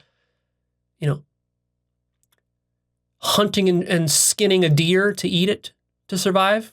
You could be surviving that way, or you're working at McDonald's, or you're working at Starbucks, or you're a housewife, or you're a prostitute, or you're a drug dealer, or whatever. You're always doing something to survive. Can't escape this. It's just a question of how deeply are you wrapped up in your survival? Is your life all about survival, or are you sort of doing a moderate level of survival and then you're using the rest of your time to actually maybe grow your consciousness, understand a few things? Like the animals outside, the birds outside, all they do is survival. Nothing but survival their whole life. Us humans, we have the luxury that we can do maybe half survival, and the other half we can do something beyond survival.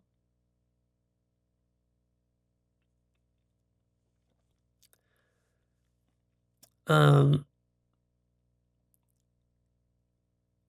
I have to survive too. I'm not somebody who's above it all. I'm in the world. I'm incarnated in the world, and I have to live by the rules of our physical world and the rules of our social world and so forth, as long as I want to keep living and as long as I want to keep teaching. And you're also bound by those rules, many of the same rules. And so don't expect your spiritual teachers to be above those rules. They're in the mud with you, playing by the same rules. Even though all these rules are imaginary, since all of life is imaginary, you got to play by the rules if you want to maintain your imaginary life.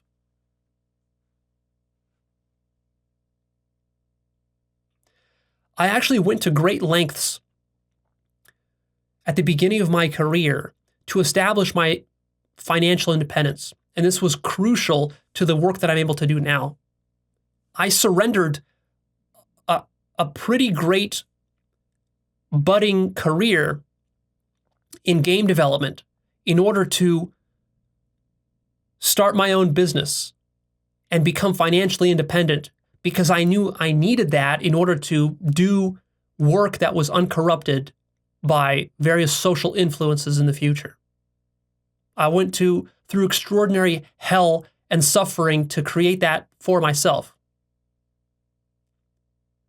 And this is perhaps one of the biggest reasons that many academics and scientists and scholars and philosophers aren't able to get as far in their understanding of reality as I've been able to get, for the very practical survival reason that they are participating and earning money from these institutions whose agenda is very different from the seeking of truth. Originally, I wanted to be a philosophy PhD and professor. That was my early goal in university. But then as I was starting to do philosophy within the university pyramid system, I very quickly realized, it didn't take me long, it took me less than a year to realize that if I consign myself to do philosophical work within the pyramid system of an academic university system, I will never be able to reach the truth. And that's what I cared about. So when I realized that, I said, I can't be a philosopher within a university. And so I sort of gave up on that idea. Only when I became financially independent, completely free of any influence from any boss, any customer, any corporation, any business, only when I reached that level was I able to truly be able to do philosophy independently. I didn't have to meet anyone's standards. I didn't have to please a PhD advisor. I didn't have to read the books they wanted me to read, to write the things they wanted me to write. I was completely let loose. And this kind of freedom is extremely rare. Personally, for me, creating this freedom was the most important priority in my life in my 20s, in my mid to late 20s. So I went to a lot of effort to create that. Actualized.org helps me with that. It helps to keep me financially independent.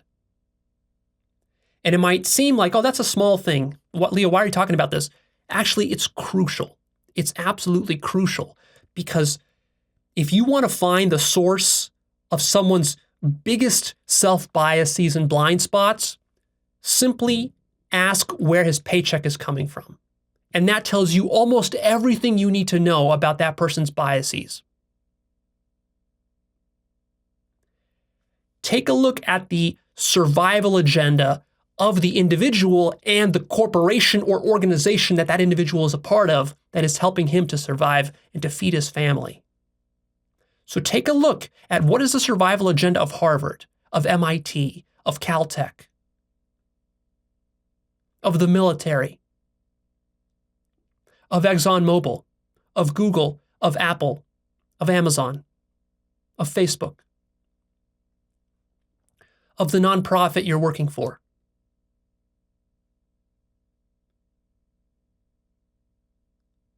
do they really care about understanding reality, if you're honest? Do they really care about seeking truth? Do they care about consciousness? Do they care about love? Are these their highest priorities? Or is their highest priority the survival of that organization at any cost? Cost to the environment, cost to children, cost to students, cost to the corruption of the mental epistemic web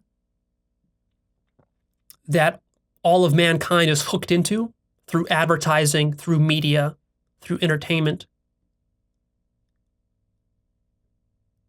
Take a look at your church or your religious organization. Are they more committed to God and love and consciousness, or are they more committed to the survival of your church? This pretty much tells you everything you need to know when you understand this.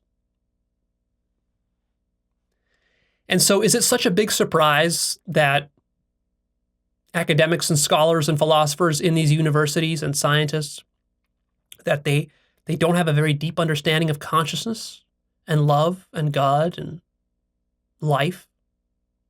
No, it's not a surprise at all. It's completely predictable, in fact. The biggest surprise is, why would you be foolish enough to think that these people in these organizations, filled with so much ideology and groupthink and paradigm lock, why would these people have a deep understanding of reality? If you want a very deep understanding of reality, you have to completely disconnect yourself from mainstream society.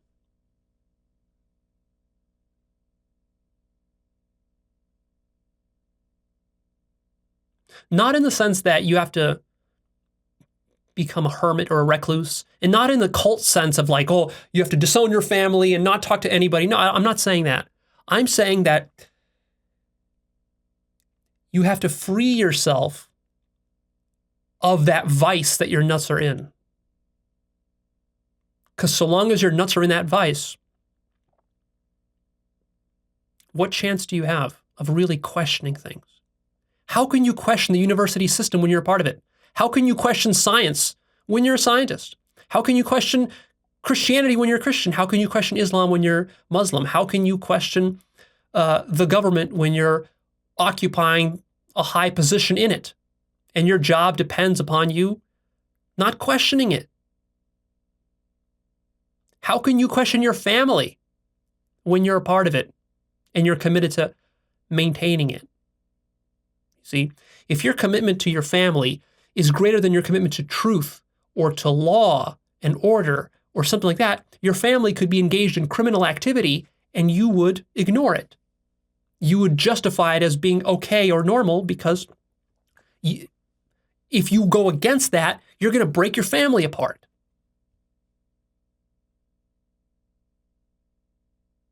I know from personal experience.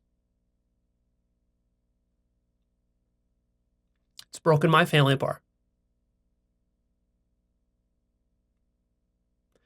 That's the difficulty with seeking truth, is that the only way you can find the truth is when you put it as your number one priority. The only way you can understand anything in reality is when you genuinely want to understand it more than you want to manipulate other people, or more than you want personal comfort for yourself, more than you want money or sex or fame or love or whatever from others. Because as soon as you want one of those things, rather than understanding, pure understanding or pure truth, these are completely different pursuits. And here you might ask, well, Leo, what's in it for me? What's in it for the ego to pursue pure understanding and truth rather than all this selfish stuff? I want the selfish stuff. Will the truth help me get the selfish stuff? And of course, the answer is very radical. There's nothing in it for you, the ego. In fact, it's worse than nothing. suffering. To pursue truth and pure understanding for the ego, that's perceived as suffering by the ego.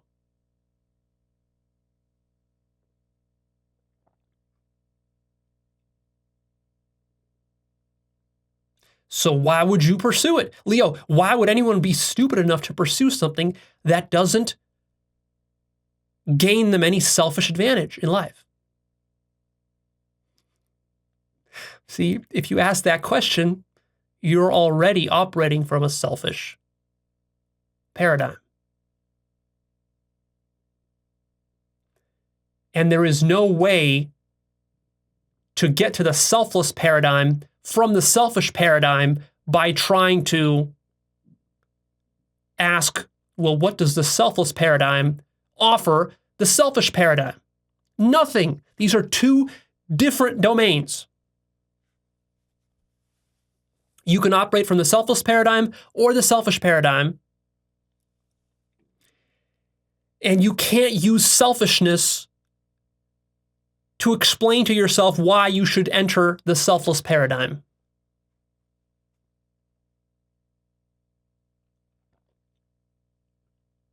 What you could do, though, is you could notice that the more selfish you are and the more selfish people are, the worse life gets. See, the trick with selfishness is it's self-undermining, it's self-defeating. It's finite. And the beauty you might notice of the selfless paradigm is that when you're in the selfless paradigm, you feel the most joy. Precisely because you're free of the self.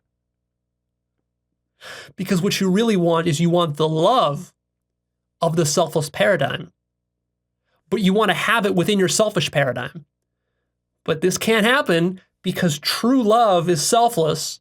And as soon as you take love and you bring it into the finite selfish paradigm, that love turns into devilry.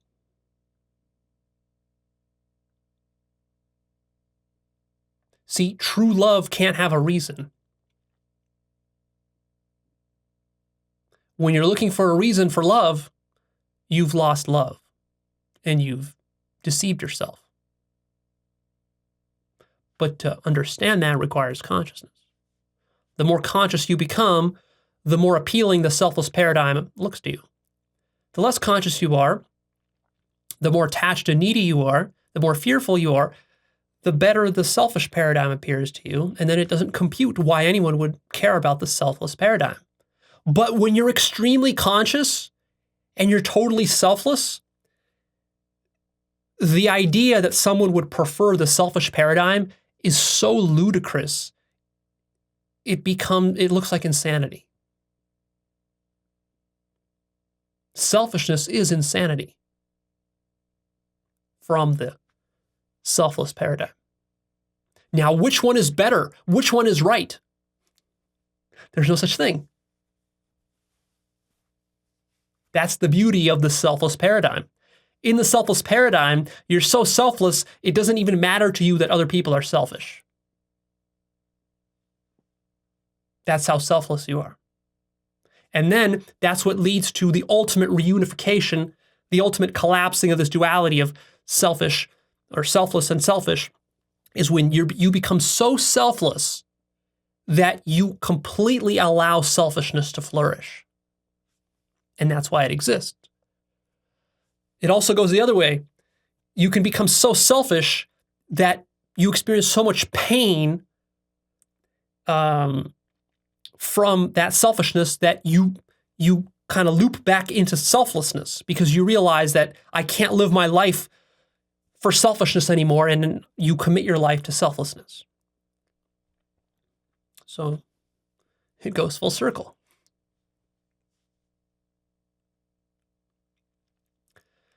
So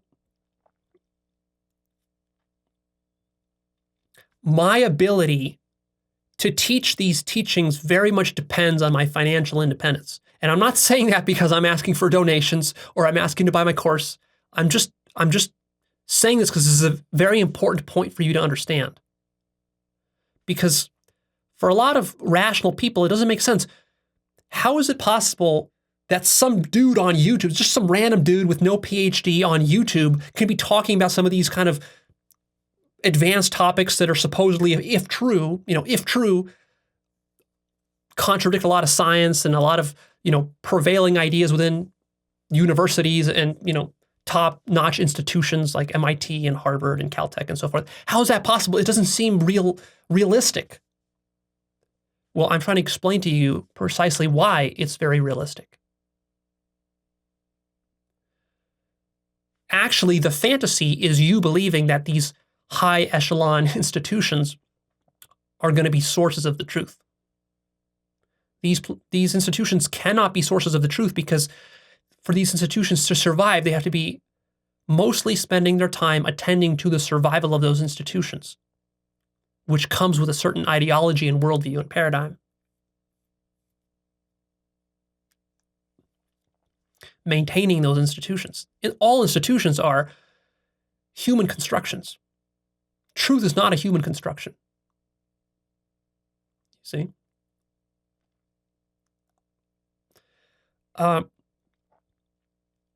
If we had a healthier society, I wouldn't be here on YouTube as some, lone individual, some, crazy nutcase by himself teaching this stuff. This stuff would be taught in all universities. This stuff would even be taught in elementary school if we had a healthy education system. But we're very far from that. We're centuries away from that. Our education system is in the dark ages right now. If we had a healthy society, I would have become a professor because it would have been possible for me to pursue the truth in a highly conscious organization. But I realized that that's not possible in a university system in the 21st century. Now, maybe in 500 years, all that will change. But right now, we got the situation we've got. So the reality is that what you get from mainstream institutions, schools, universities, governments, nonprofits, corporations, and so forth, is you get the center of gravity of the culture and the era in which those institutions exist. So spiral dynamics-wise, the center of gravity in America, for example, most American universities, their center of gravity is roughly orange/green on spiral dynamics. See my spiral dynamics series if you don't know what those colors mean. But for those of you who do, that's the center of gravity. So if you're going to be listening to authorities from these institutions, whether they're scientists, professors, scholars, philosophers, public intellectuals, and so forth, you have to realize that their entire survival agenda is wrapped around this center of gravity. So it's going to be roughly orange/green, so maybe a little bit yellow. A little bit, maybe. Some exceptional public intellectuals might be a little bit yellow, but that's about where they max out. And so if you're just going to be listening to them and just following them blindly without deeply questioning all these institutions and all of reality, you're going to rise, they're going to lift you up to their level, but you're not going to go any higher. To go higher, you have to embark on your own journey. You have to free yourself of all the attachments and all the limited thinking of that particular stage of development to go higher. And the higher you want to go, the more radical your deconstruction is going to have to be, and the more isolated you will feel. Not because I'm telling you that you should leave your family behind or anything, but just because it will naturally happen. You will become more isolated because it's like rising out of, like if you grew up your whole life as a pig, swimming in mud with all the other pigs, and then one day you got the idea that, hey, I could be an eagle flying in the sky. I don't have to be a pig. And then when you decide to become an eagle flying in the sky, you can look down at all your pig friends and family members and co-workers and faculty members. All, they're still in the mud. and they're enjoying themselves in that mud. But you're soaring high above, and when you're high above there in the rarefied, upper levels, just by definition, since it's higher, there's fewer people up there. You might encounter a couple of eagles up there, but it's going to be mostly a lonely existence. It's not going to be like, the same kind of fun you used to had rolling around with all the pigs, eating all the shit that they swam in. So it's going to be a little bit lonelier. That's why a lot of mystics and ascetics and sages, live high in the mountaintops, somewhere in some secluded retreat in a monastery or somewhere in a cave or whatever. Now, you don't have to do that. I mean, you can live in society. I mean, I live in society. I don't live in a cave anywhere. But just there are some trade-offs. Just recognize that there are some trade-offs. But also, the higher you get, the more you realize, like, I don't even miss being in the mud anymore. Why do I got to be with all those pigs? I mean, do you need 10, 20, 100 pig friends? Or would you rather have a couple of eagle friends and just hang around, fly up there with the eagles, look down. You can look down on the pigs, but don't join them in the mud, is the point. So really, here's a little bit of a deceptive aspect to my teachings, is that I speak in a very casual, blunt, sometimes even obnoxious manner. Part of that is just my personality and my style. And really, these same ideas and teachings could be taught in any kind of style. There are many different styles to these ideas. But I just happen to use this particular style because it just feels natural and authentic to me. But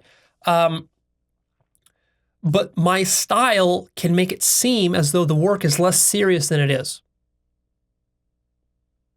Because see, if I was speaking in a style like some crusty, old, boring university professor, where I just, stood up there with a suit and tie, and I just spoke very properly, and I just kind of gave you a bunch of notes in a very dry manner, like a lecture. If that was my whole channel, well, I would have much less of an audience than I have. And to be fair, I do care about having an audience. I do want to spread these ideas to more people. So I don't want to make my teaching so niche and so abstract and so abstruse that like only academics are interested in it. Part of my strategy is that I don't target the academic crowd. I target normal people. One of the reasons that is because the academic crowd is so deeply mired in academia that they're never going to reach the truth. It's actually easier for me to reach an ordinary person who's not connected with academia with these ideas than it is someone who's in the academic system. Similar to like if I wanted to teach some cutting edge health information or methods to, the most educated doctors, you would think, well, surely they would understand it. No, they wouldn't.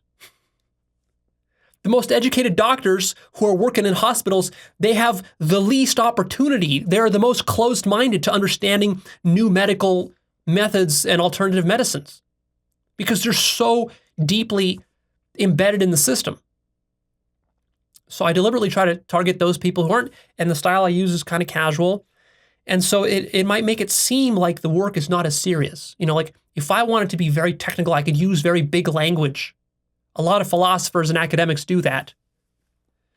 It's sort of a twisted irony that I perceive most academics and scholars and philosophers who use big words and complex sounding ideas, the actual material that they're talking about is paper thin. It's shallow and insignificant, and it's not worth your time even reading their books, even though they fluff it up as though it's so important and rigorous and academic and scientific. But the things I'm talking about in a very casual, sort of obnoxious way sometimes, using silly examples and making jokes and whatever else, and, being arrogant sometimes, sometimes I'll say, I'm God, like an academic or scientist would never say that. But the irony is is that the kind of casual method that I use is the most serious intellectual work you can do. There is no more serious intellectual work than this. What they're doing at Caltech and MIT and Harvard, that's kids' games compared to this intellectual work. Now, that might sound arrogant. It might seem like I'm putting those people down.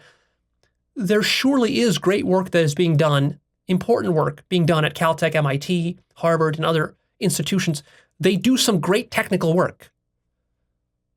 But when it comes to understanding the nature of life and existence itself, that's nothing. It's less than nothing. It's shit.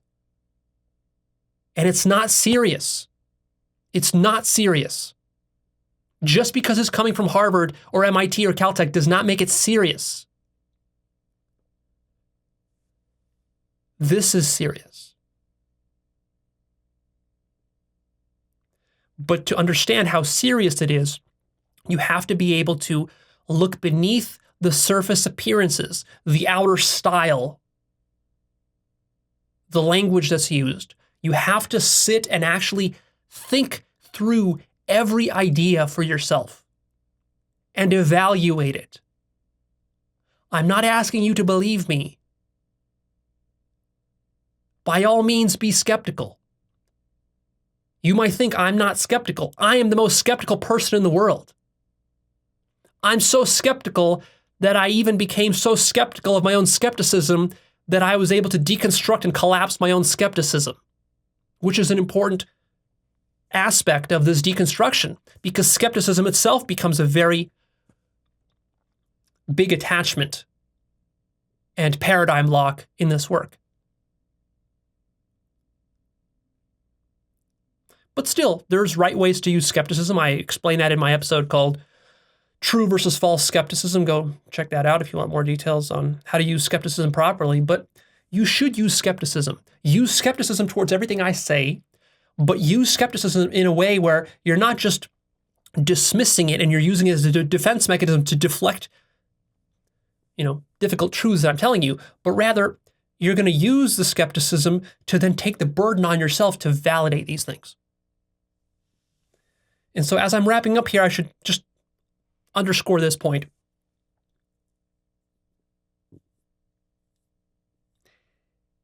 Anything that you learn from me, if you cannot validate it in your own direct experience, it isn't true.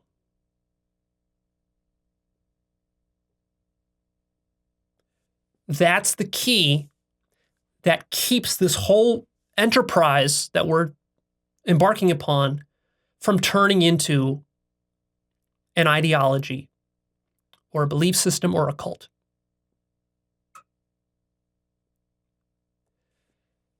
You must take the burden of proof upon yourself. You must invest the time and energy and emotional labor into contemplating every point that I make. Resisting the urge just to believe me because I can sound persuasive, I can be charismatic, I can sort of bully you into believing these things. Your job is to resist that, be skeptical yet open-minded, and take on the burden to test these things. And only those things that you've tested and that have revealed themselves to you to be true in your experience, only those things are true. So, for example, when I say that you are God, when I say that I am God, when I say that I am you, when I say that reality is love, when I say that reality is infinite, when I say that everything, including science, is a hallucination, when I say that psychedelics can reveal these truths to you, when I say all these things, all of that is only true if it's true for you. If you are not conscious that I am God, and you're not conscious that you are God, and you're not conscious that reality is love, And if you're not conscious that evil doesn't exist, then that means I am not God, you are not God, reality is not love, and evil exists. If you're not conscious that death is imaginary, that means death is real for you. And no amount of believing that death is imaginary is going to change that situation. In fact, that's going to make it worse. So it's important that you're honest about where you're at, because some of the things I teach are way up here, and a lot of you are down here. And it might be tempting for you to, as you're trying to kind of reach here, you might be taking the fake it till you make it approach. And you might start to convince yourself that, oh yeah, death is imaginary and I am God and everything is love and evil doesn't exist. You might start to believe these things, but you have no consciousness of these things actually. You haven't experienced them for yourself. They're not true in your experience. And this kind of fake it till you make it, in a certain sense, you have to do that. You're trying to crawl your way out of a deep hole, just by hook and by crook, just, through on your bloody, fingertips. You're climbing out of this deep, deep, rocky hole, like a well. So in a certain sense, it's a struggle, and you can't do it perfectly. You're going to make mistakes, and you're going to struggle, and you're going to do the fake it till you make it. But also, as you're doing that, recognize it's important to be honest with where you're really at. Don't fool yourself into thinking that you're up here when you're really down here. So maybe a more honest place for you to start would be to say that, well, Leo is sharing some far out there ideas. Who knows? Maybe they can be true. Maybe he's deluded. Maybe he's fooling himself. Maybe he's hallucinating. Maybe he's a cult leader. I don't really know. Could be that, or maybe he's onto something. But I can't just believe that he's onto something because these are radical claims. So what can I do to resolve this situation? How can I validate the things that he's saying? And then do the work to validate those things. And if you take that attitude, then this won't turn into a cult.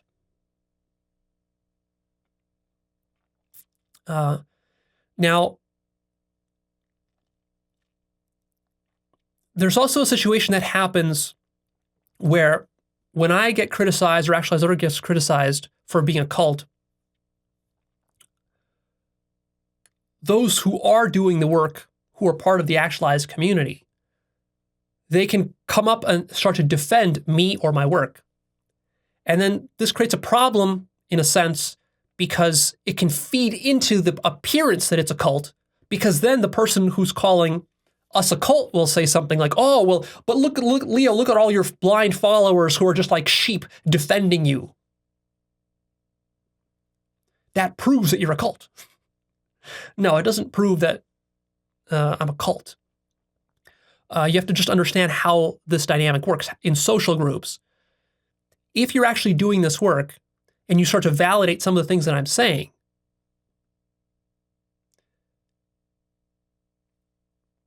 if you reach some of those higher peaks and you get a glimpse of absolute truth, you're going to have it's going to be a life-changing positive influence on you.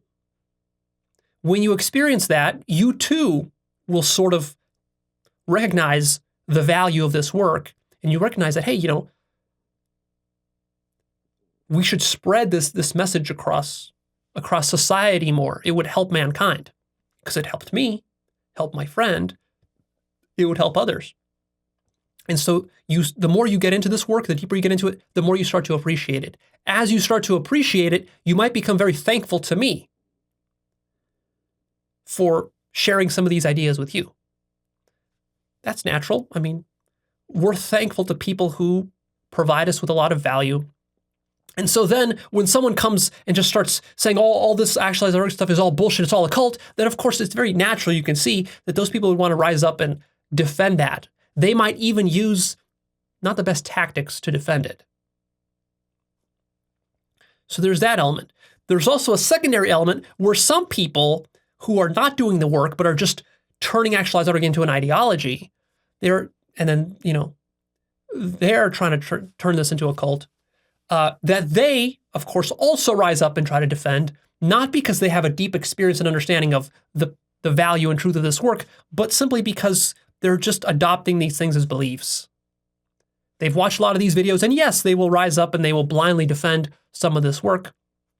And that is a problem. So you've got a mixture of both of these elements combining together, creating sort of a messy situation. So nothing here is as clear-cut as it seems. And finally, I want to end on this, is that this work is not about me. Because I'm charismatic and I mouth off a bit and I'm arrogant sometimes and kind of cocky, it might seem like Actualized.org is all about Leo. Not at all. What I want you to do is I want you to take the ideas that are being shared and work with the ideas. This is a channel of ideas. That's all it really is. I'm just sharing ideas with you. These ideas are not mine per se. These are universal ideas. I don't own these ideas. It's not important that these ideas come out of my mouth or in my style or manner. None of that is important. Just take the ideas. You don't even need to tell people where you got the ideas from. You don't need to attribute them to me. You don't need to cite me.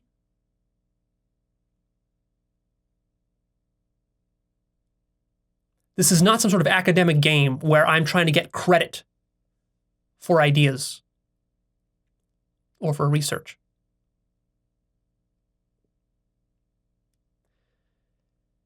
Every idea I share with you is testable by itself, in isolation from the other ideas, independent of my own personal authority or credibility or what I say or my style of communication or who I am as a human.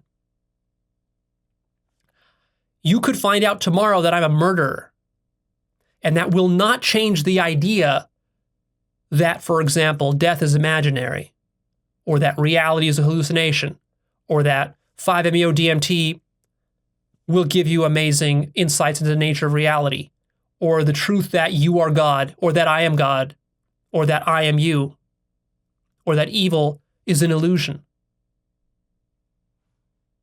All of those statements I just made can be tested and validated independently of who I am or each other.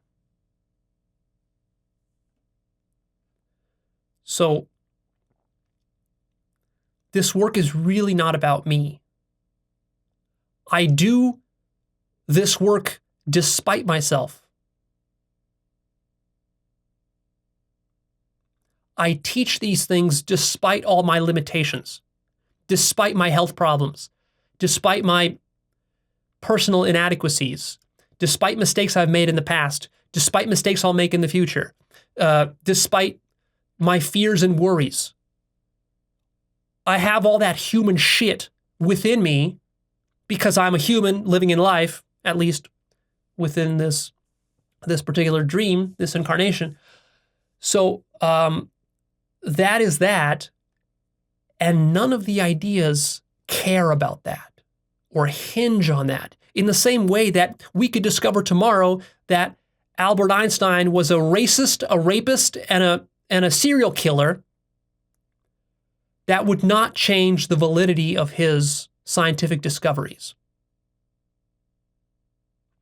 Now, that is not license for scientists or for spiritual teachers like myself to be devils or to behave in unethical ways. If I behave in illegal or unethical ways, by all means, I should be held up to the agreed upon consequences for that. I'm not immune from any of those conventional social norms and things like that, and laws and rules and whatever. Just like nobody is. But it doesn't matter ultimately for this work, because what matters is the ideas, and the ideas exist independently of me. and they can help you regardless of my personal stuff. And my personal stuff, it does infect my teachings. I wish that every video I recorded could be completely free from any personal stuff of mine. My own emotions, my own prejudices, my own biases, my own mistakes and errors and things. I wish my work could be flawless in that way, but I can only do the best that I can do. That's what you see here. What you see here is the best that I've been able to do. Now, in the future, it'll probably improve. That's my hope. But you have to really separate the ideas from the person. All right? And again, I'm telling you this precisely because I want to preempt any possibility of turning this into any kind of personality cult, as though these are Leo's ideas. It's all about Leo. Leo is irrelevant.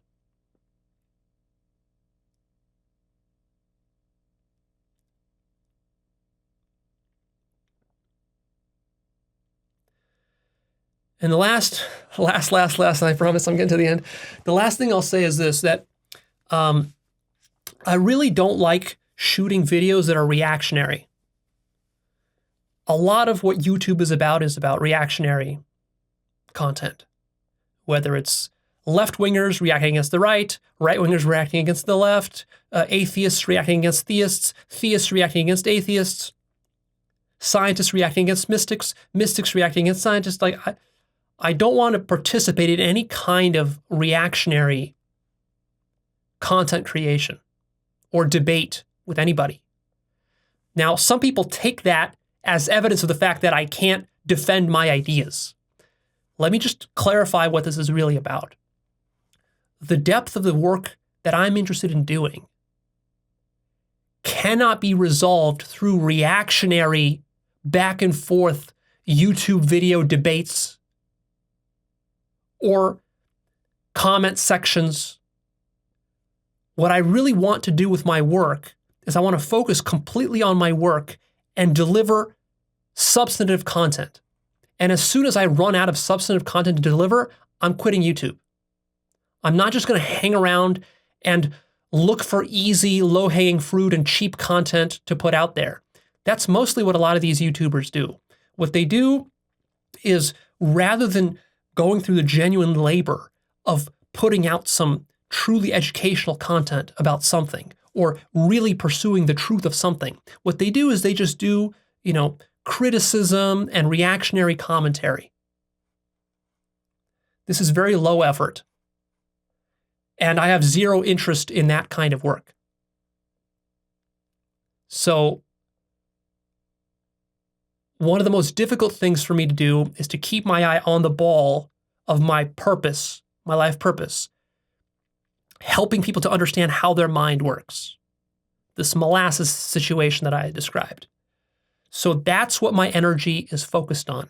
I don't care about comments. I don't care about debates. I don't care about criticisms. I don't care about people who don't understand the work. I don't care about arguing with anybody. I don't care about proving anything to anybody. All of that is bullshit compared to the actual doing of this work and the teaching of how to do this work to people. That's a distraction, right? And so what egos do is, when they are agitated and they don't like something that they heard, something contradicts their worldview, they will start to get the feathers ruffled, and they will want to make a lot of noise, squawk around, create distractions. Distractions are one of the ego's sneakiest defense mechanisms. I have a whole episode about that called Distraction. Go check out Distraction, where I explain this. So I have to be very careful not to get distracted by a bunch of people hooting and hollering. So that's why I don't engage in debates. I posted a video recently on my blog that explains why debates don't work. There's very deep, profound reasons for why debates don't work and why they're a waste of time. If you're looking for cheap, easy YouTube content that's sensational, gets you a lot of clicks and views, debates are perfect for that. If you're interested in deep understanding of reality, if you're interested in serious truth seeking, that format is completely antithetical to such a pursuit, which is why I don't want to engage in it. Maybe in the future, some years down the road, I'll engage in a few debates here or there, mostly for publicity's sake. It's not because I can't debate. It would be very easy to debate any atheist, materialist, skeptic, nihilist, postmodernist, whatever. It doesn't matter. It would be very easy to debate these people. It would be completely pointless. Other than for me to get views and clicks, which does have a point. It does have a point in that sense, but the whole idea that you can arrive at deep understanding of reality through any kind of debate or even a dialogue. You might say, well, Leo, why don't you have some conversations and dialogues? Why don't you do a bunch of interviews with smart people? You still don't get it. You can't get to deep understanding through talking. It's all a distraction. Even your dialogues and conversations and interviews and podcasts and all this back and forth and all this, it's all horseshit. It's not going to lead to deep understanding. You want some deep understanding? Take 4 grams of mushrooms alone in a room on a 2-week-long retreat where you don't speak to anybody.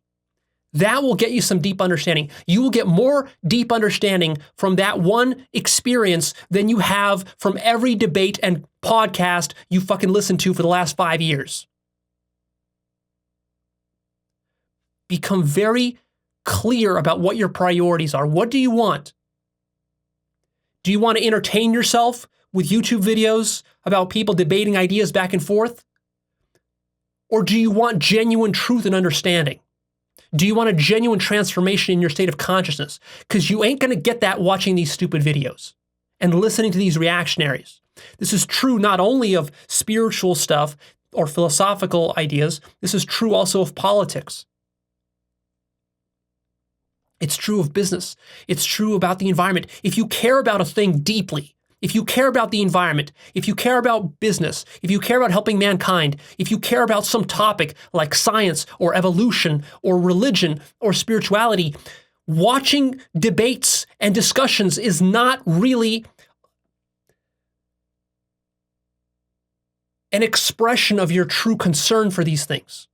If you are wasting hours and hours and hours of your life on YouTube watching this shit, pretending as though you care about this stuff, you're fooling yourself. It's a distraction.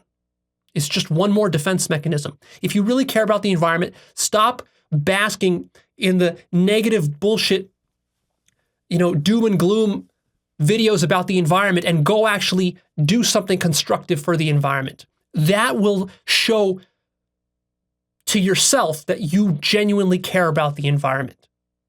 Don't just sit around and mope about how bad it is. That's too easy. What action are you taking? What are you doing to focus your mind on some specific thing you care about in life? Your life purpose.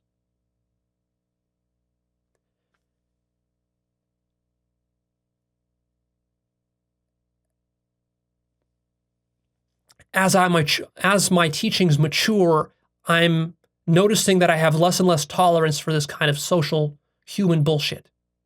I call it human bullshit.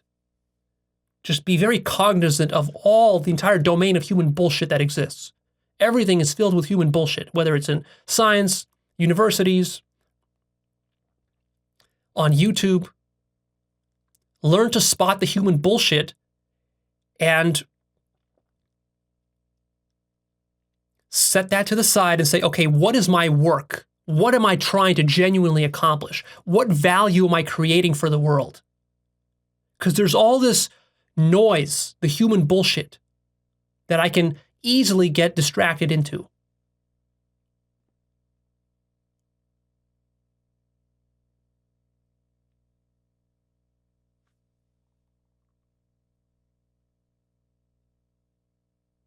I don't really like having to do these kind of defensive videos. I would rather focus my attention on generating genuine content.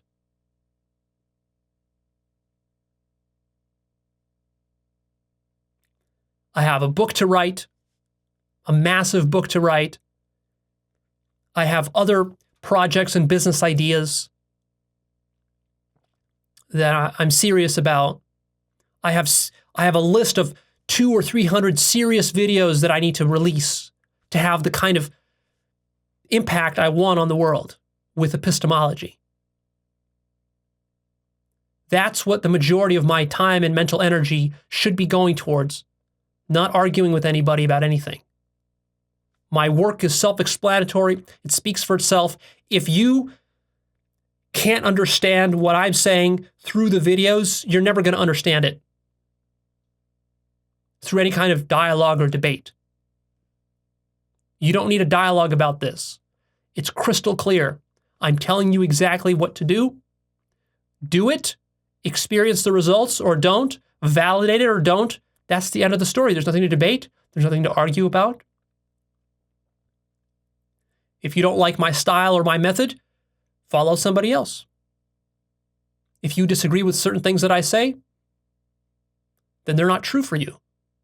What's the problem?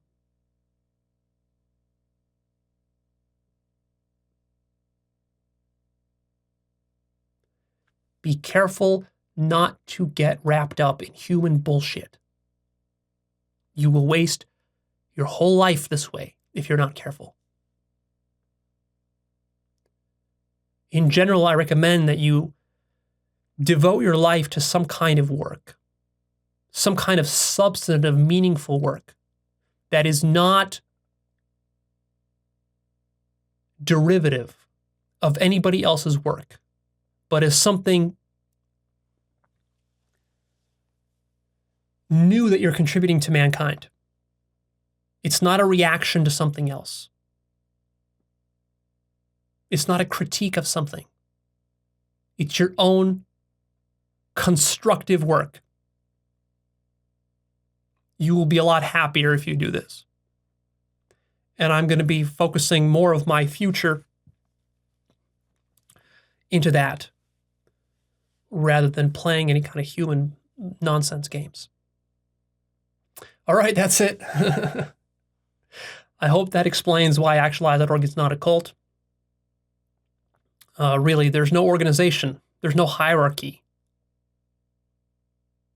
And we don't keep you here. There's a very loose community that we have on the forum and in the comment sections. You can participate in it or not. In the future, I've even considered maybe turning off the comment sections completely. Maybe I'll even close the forum at some point, because in the end, it's still a distraction. But for now, we'll keep it. See how it goes. I'm always very sort of leery of what's going on in the forum, keeping a very tight lid on things to not let it get out of control. Because anytime you get a bunch of people together, devilry is going to occur. The less conscious they are, the more devilry will occur.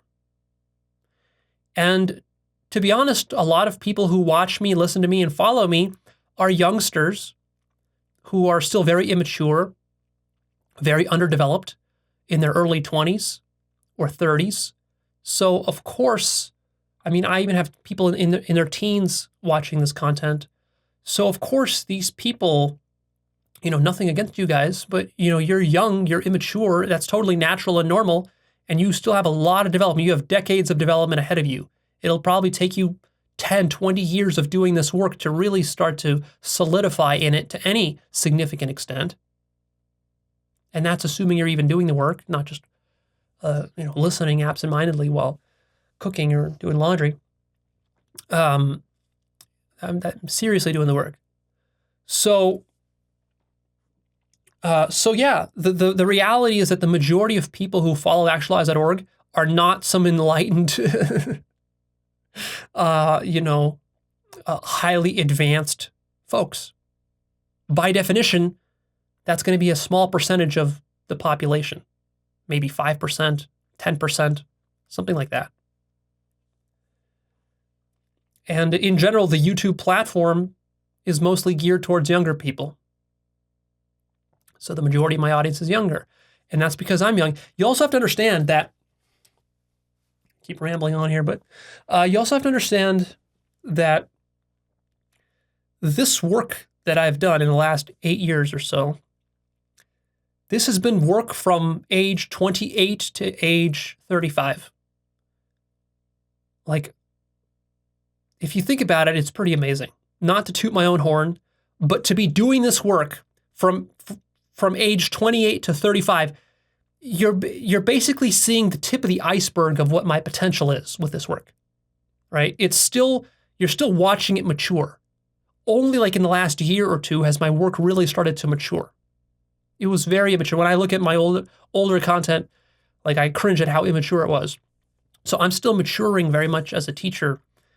And a lot of that has to do with the fact that I had to grow myself very rapidly over the last 8 years just to keep pace with the channel, because there's a big responsibility on me not to mislead people, right? So I'm very cognizant of the fact that any egoic issues that I have, and I do have them, any shadow elements that I have, any ignorance that I have gets all transferred to you, my audience. This can't be helped. The problem is that I wish I could just snap my fingers and get rid of all those impurities immediately, but it's a process. You know, it's been like a 10-year process for me to remove many of my ignorances and impurities and egoic corruptions, and that is an ongoing process. So the work is becoming less egoic and better and more mature as I develop myself and as I mature. And so really, the best of my work is yet to come. What you're seeing is just the tip of the iceberg of the work. And really, my best work is going to be not through video. It's going to be through the book, probably multiple books that I'm going to be working on that are still years and years, maybe decades into the future. You have to really understand that when I plan out my life purpose, I think very long term. And my goal from the very beginning was not just to release a few videos and to make a channel that's popular and make some money. It was never about that. It was always about, reaching to the deepest levels, and it's taken a long time to build up to it. I had to take you along on the journey with me, and many of you aren't growing fast enough to really keep pace with me, so you're getting left behind. That's why some of the latest videos you might not find interesting or relevant to you. That's just because you haven't reached it yet. It'll take you a decade to get there. But I have a responsibility to develop myself at a much more rapid rate than I normally would, because I'm cognizant of the effect that I have on you. See? And that's good, because it helps me to grow faster.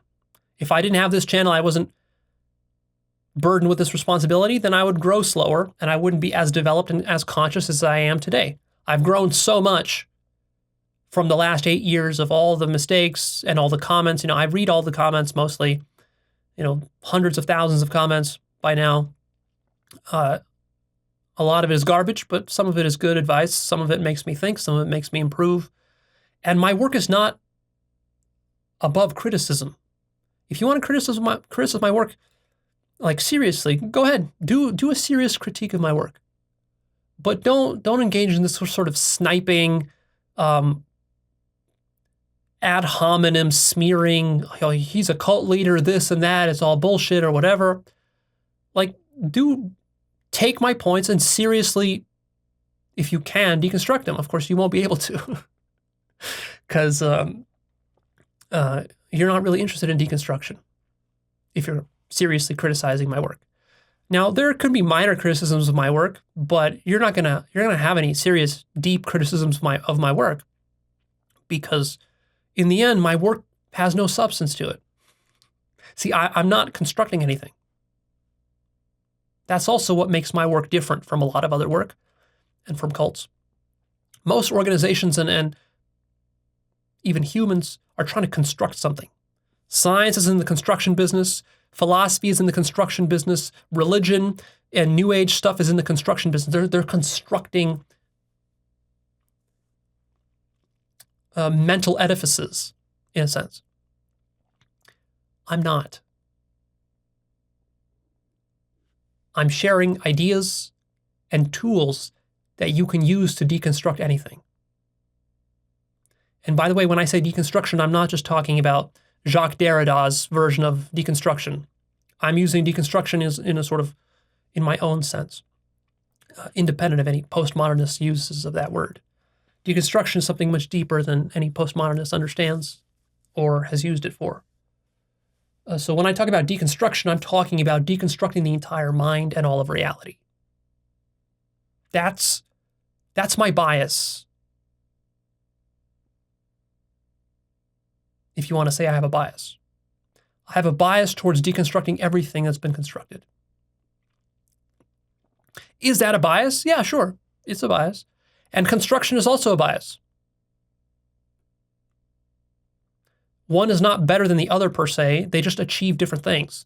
Construction is very good for survival and playing games and fantasy. And deconstruction is very good for getting at the truth of things and for breaking out of illusions and for jailbreaking your mind. So use whichever tool you want. You see, you might think that Actualized.org has some sort of core that it's proposing. Like what I want to do is I want to deconstruct everything, and then I want to turn deconstruction into my own philosophy and ideology, and then that is going to be the new construction. You might think that that's what Actualized.org is trying to do. No. If you think that, you don't understand this work. What Actualized.org is trying to do is it's trying to deconstruct all worldviews and then applying it self-reflectively to itself in a strange loop fashion to deconstruct even the notion of deconstruction, such that ultimately you're left with nothing. You're left with absolute crystal clear perception of reality through pure direct consciousness with no lenses. So the only way you can see what reality looks like with no lenses is to deconstruct everything. Deconstruct all the lenses. And don't make a lens out of the deconstruction of other lenses, because you could do that, which is what postmodernists did, and that is not good enough. It's not good enough. So really, what's nice about doing such an absolute deconstruction is that I have nothing to defend. You see, most other philosophies or worldviews have something that they're trying to defend. Marxists are trying to defend something. Capitalists are trying to defend something. Muslims are trying to defend something. Christians are trying to defend something. Scientists are trying to defend something. Atheists are trying to defend something. Even skeptics are trying to defend something, their skepticism. Namely, nihilists are trying to defend something, their nihilism. Postmodernists are trying to defend something, their postmodernism.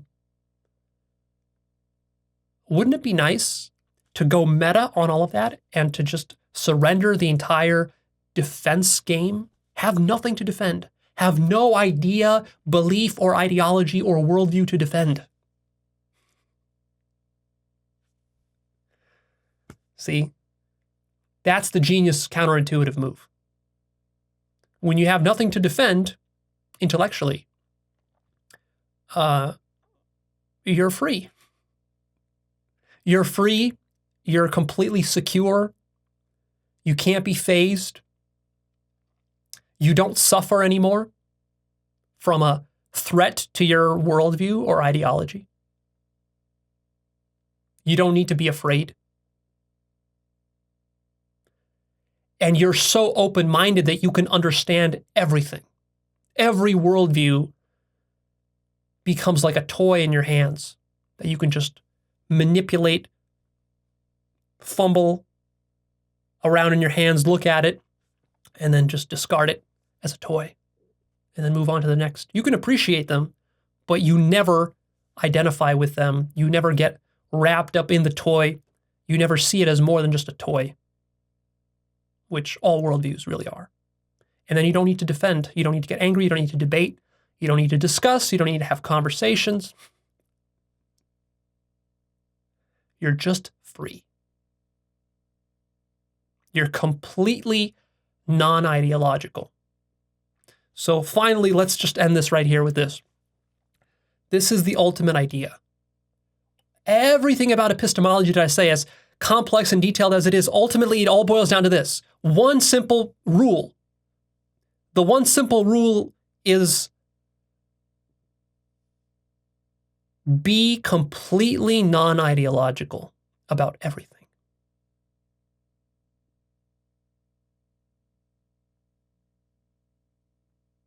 That's it. Be completely non-ideological about absolutely everything. And of course, self-reflectively, this means that you will also not be ideological about being non-ideological. I am not saying that you turn being non-ideological into a new worldview or belief system. I'm telling you to actually behave non-ideologically. I'm not telling you to think that you're non-ideological. I'm not telling you to blame others for being ideological while you fancy yourself being non-ideological. I'm actually telling you something very simple, which you can do. It's possible to do this. Be absolutely non-ideological about everything.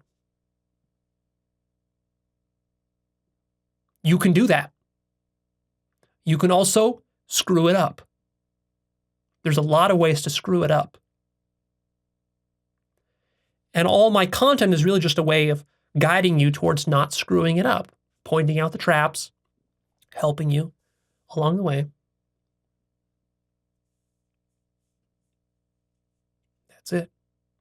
And if you want to understand a little bit more about how ideology works, see my episode called How Ideology Works, where I explain this in more detail. All right, that's it. I'm done here. Please click that like button for me. Come check out Actualized.org. That's my website. There you will find the book list, the life purpose course if you want to get your sense of direction in life and your career and your business, however you plan to make a living. You can find the forum on there. You can find my blog on there where I post exclusive content and videos and links and resources. You can support me at at patreon.com/actualized. And I hope that addressed some of the concerns and doubts and skepticisms that you might have had about this work. I hope it's clarified what this work really is, because there's a difference between understanding what this work is versus just doing the work kind of blindly fumbling through it.